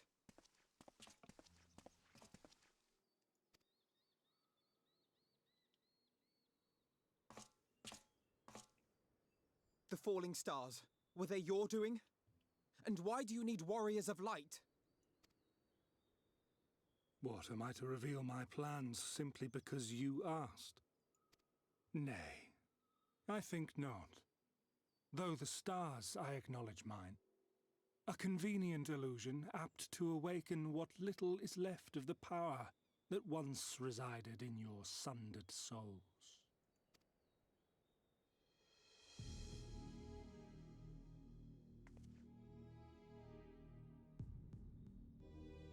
That which you and yours call the echo. And an echo it is, of a symphony, but a fraction of what men in their completeness once possessed. Even those among you who tower over others in the gift have only the faintest trace of it. But though sundered and forgotten through death and mocking rebirth, it has persisted. A whisper of our past, burned into your very ether, along with the sight of our end. Through the rekindling of memory, I have awoken the ability, just as Heidelin is wont to do when she has need of new minions.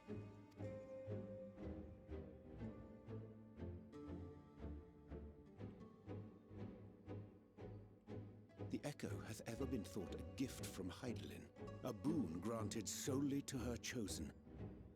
Yet thou wouldst claim she merely awakeneth the power that men should hearken unto?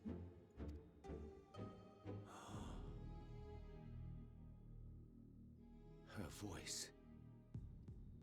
Given the perceived simultaneity of her call and the awakening of her chosen's capacity to hear it, it is only natural that we thus attributed the source of the gift. Yet if, in truth, the echo is a prerequisite for hearing her voice, one might surmise that her call never ceaseth, such that all who awaken to their innate gift might receive of the blessing of light at the self-same instant. In sooth, we bore witness to this but moments ago. At the sight of the star shower, full many in the crowd did speak of hearing a voice in their minds, did they not?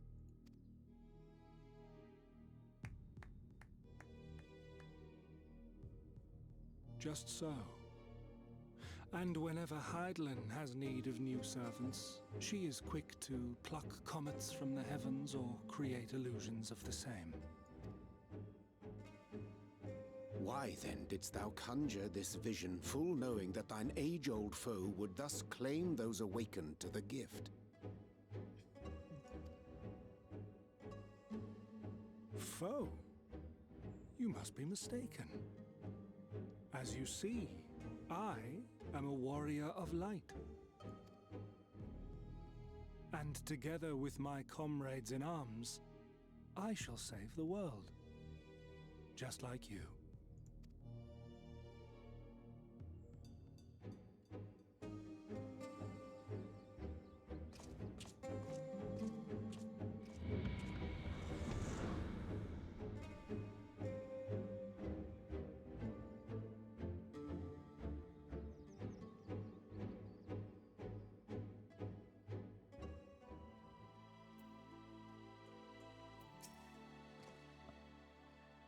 The more Elidibus reveals, the less I understand, but that he has made a fine mess of things is plain.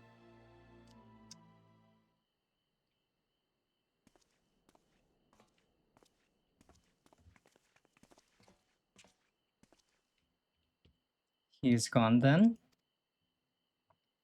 I've managed to persuade a number of our would-be deserters to reconsider, or at least delay their departure, but as many are deaf to my entreaties. Young Thaler and Vonard are among them, I am sorry to say. They have quit the guard. Nevertheless, I wish them well. Whatever Elidibus's plans for them might be, the pair have only ever had the best of intentions. One can hardly blame them for thinking themselves heroes elect, now after having been blessed with the Echo, and it's not as if they haven't shown the requisite spirit. I quite agree. Though the impetus... I don't know how that's pronounced. Though the impetus for their sudden departure may have been words falsely spoken, men and women in whose footsteps they would follow are heroes in truth, warriors of light, Ardbert, yourself most of all. So I would ask a favor of you. Speak with them ere they embark on their journey and furnish them with what wisdom you can. They've set off for the Amara launch, but you should still be able to cast them if you leave now. Worth the effort, I'd say. If I recall correctly, Admiral Merlwyb took the time to usher you out into the wider world many moons ago. I think that comparison rather flatters Thaler and Vonard, but the point still stands.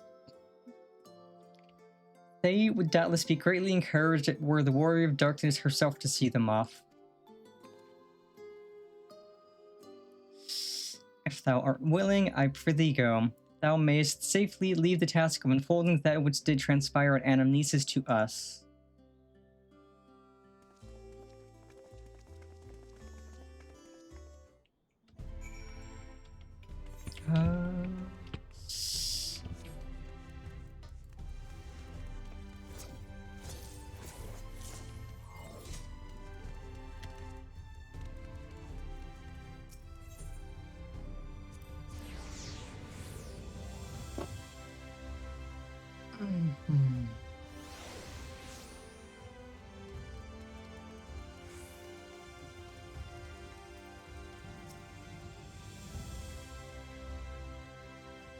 You again? I mean, it's you, milady. Sorry, it's been a funny old day.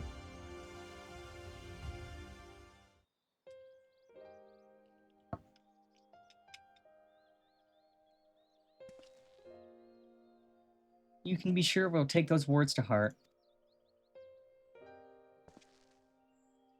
I still can't believe it. You coming all this way just to speak to us. I swear we won't let you down. So long as it helps someone, we'll do what needs doing out there, no matter how small. That's the spirit. And when larger threats loom, we'll be ready to face them. You see if we aren't.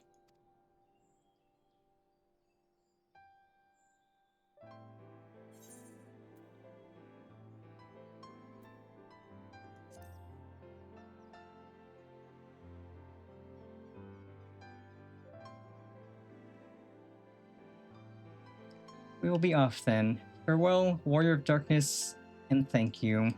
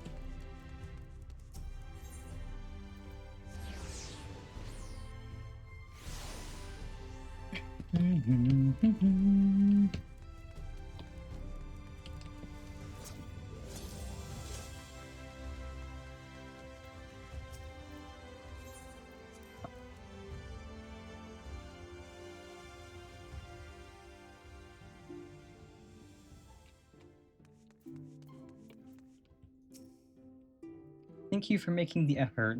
I'm certain your words will be a boon to them. While you were away, the others told me of your investigation. We have yet to discuss how to proceed, however.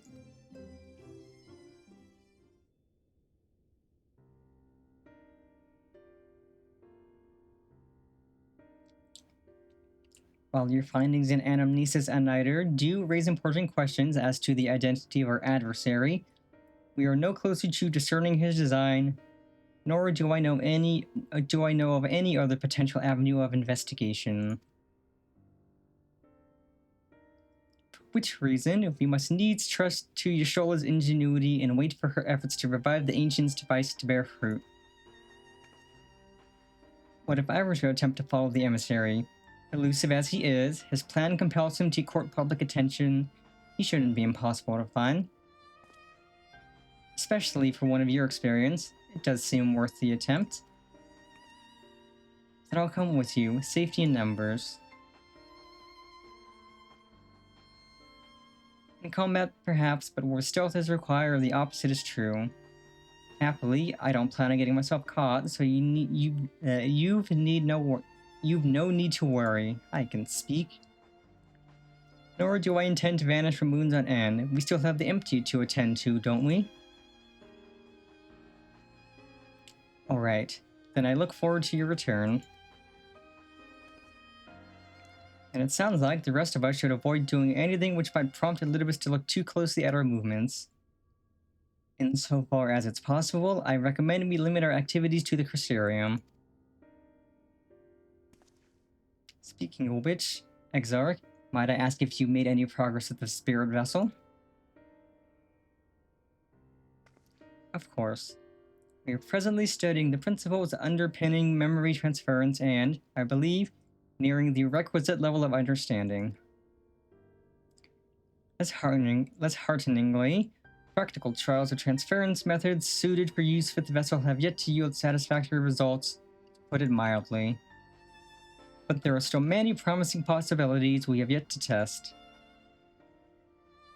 Indeed, though it may take some time yet, we are well on our way to a solution. And I shall not rest until one is found.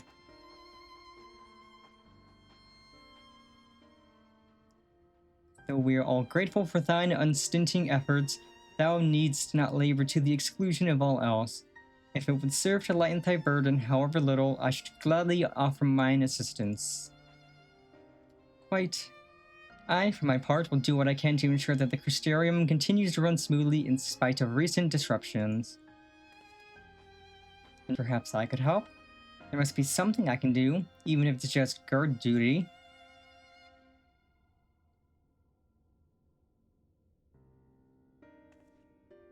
Thank you, all of you. I shall breathe easier for your assistance. Of course, on the evidence of the recent past, it will not be long before some new crisis arrives to throw our plans into disarray, at which time your services will be in particular demand. That being the case, perhaps you might take this opportunity to retire to your suite at the Pendants. Gladly. Take a nap. Been a bit since I had a chance to visit and go nap.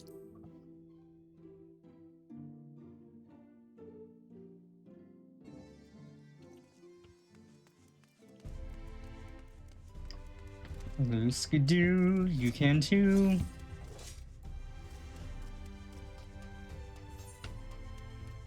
Got my bunny umbrella out, keeping me dry.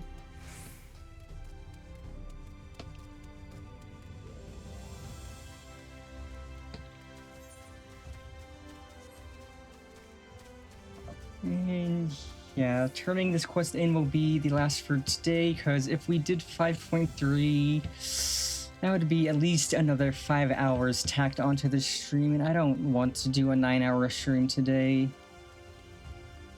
Still a bit toasty out. I am relieved to see you were unharmed in the earlier commotion, though, if I may, you do look somewhat weary. I presume you will be retiring to your suite? Gladly. Very good. Do let me know if there's anything you require. If it wasn't so hot out, I might consider a 9-hour stream, but it's warm. I need to get up and stretch and then think of food. So a almost 4-hour stream is good for today. And I eagerly await the autumn to come and make it cooler so that I'm not suffering so much and can actually have the motivation to stream for longer.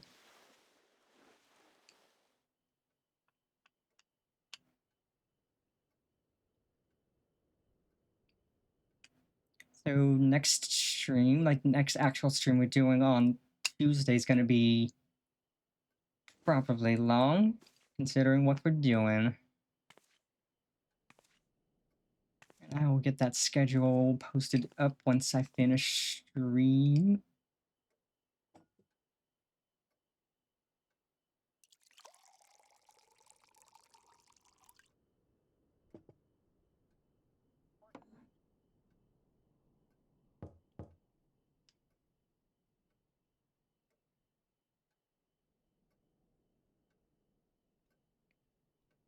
Mistress Rose, it's Glenard from the Wandering Stairs. I apologize for calling so late.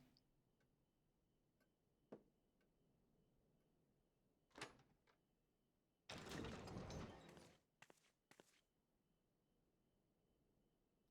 friend of yours was asking after you. You may remember them from that business with the cardinal virtues.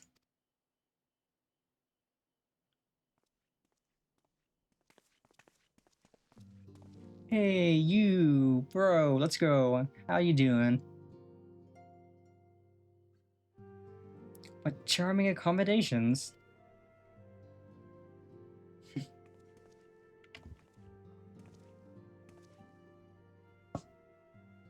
I had come to dine at the Wandering Stair to see when I spied a considerable gathering of locals, and the sky caught fire, and, well... You must know what it all means. Anything you'd care to share with a friend?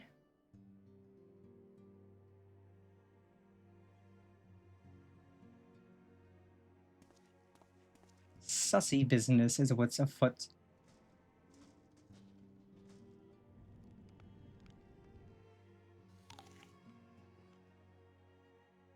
That is alarming, to say the least. It's all well and good that others have come to appreciate the Warriors of Light, but we cannot allow this charlatan to exploit their legacy, so...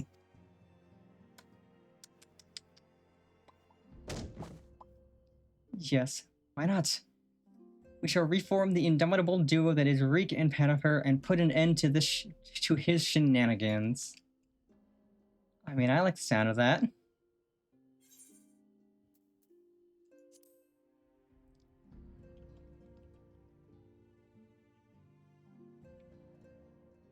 Yes, I know, no need to say it. You've no intention of involving me. I'm stupid, but I'm not naive.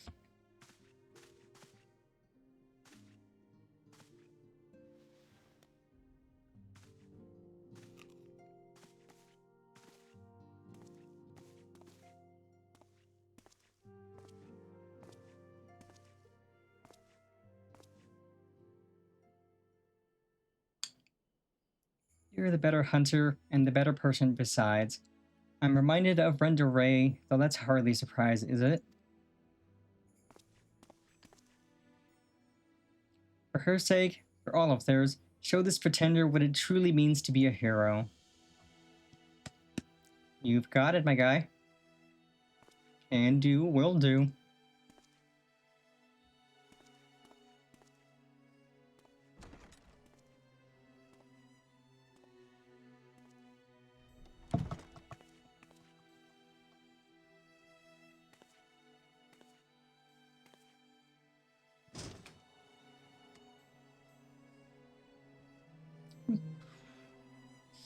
Quick BRB chat.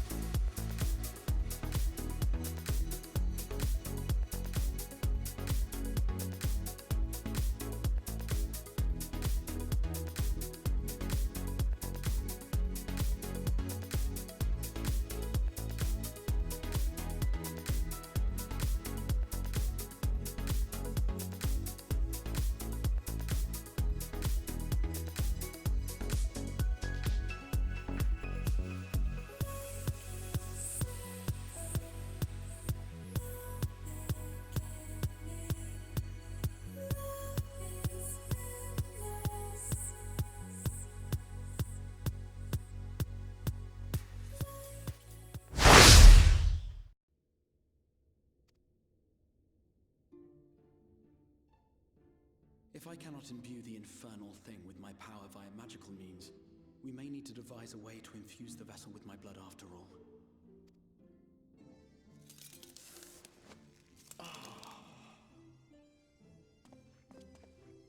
Art thou unwell?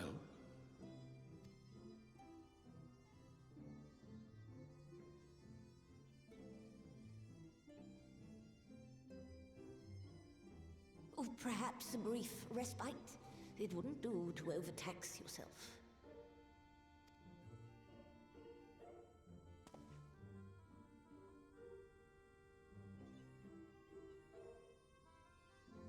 I'm fine.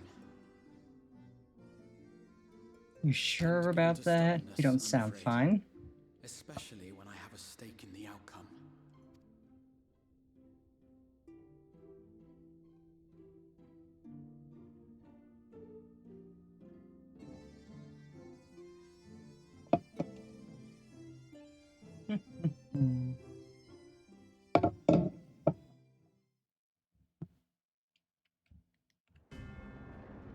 Oh, more cutscene.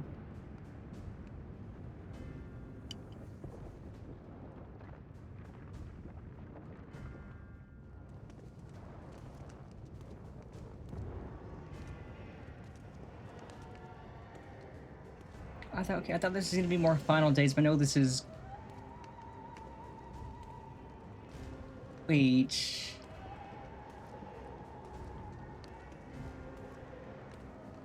Huh? What's Xenos doing where the ancients are? Pardon? The heck game? What is this?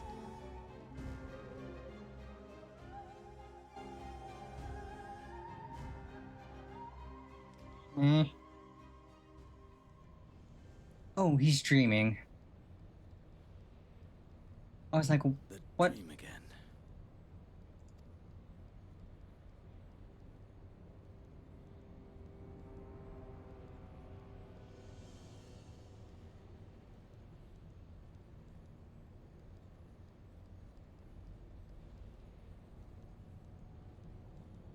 A recurring dream. They do so fascinate me. Might I trouble you for the details?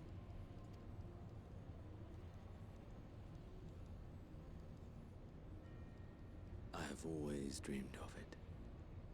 Fire falling from the heavens, and the city, nay, the whole world ablaze.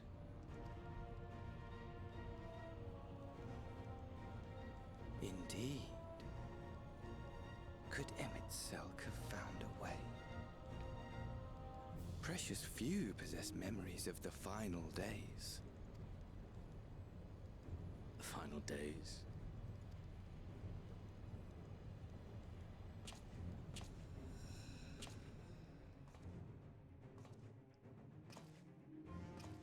Why, yes. Admittedly, my knowledge is mostly second-hand, but if you are interested, I will gladly tell you the tale.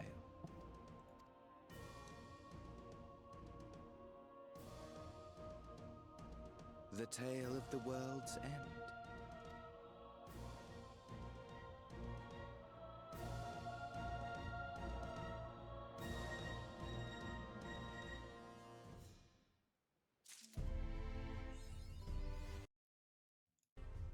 Okay, well, park myself right here, and we can call that good for today. Looks like I got an ad shortly, so I'm just gonna snooze that. I don't like ending. I don't like ending after an ad break. I've got snoozes, so I will gladly snooze the ad while we find somebody to write out to.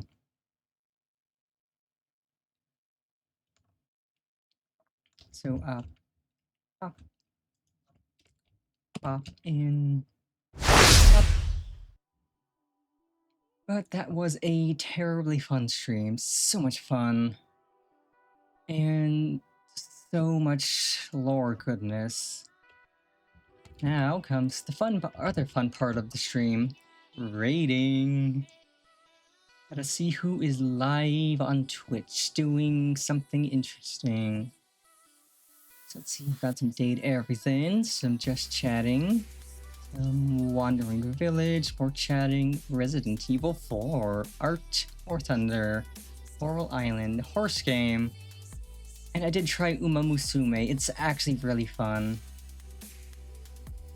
I am loving Uma Musume.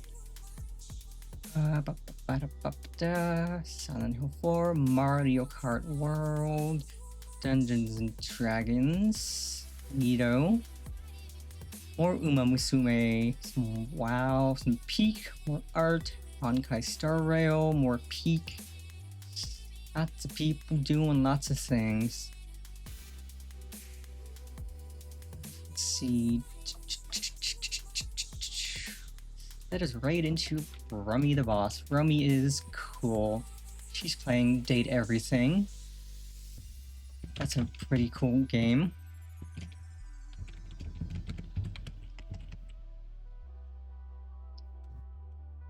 So, bop.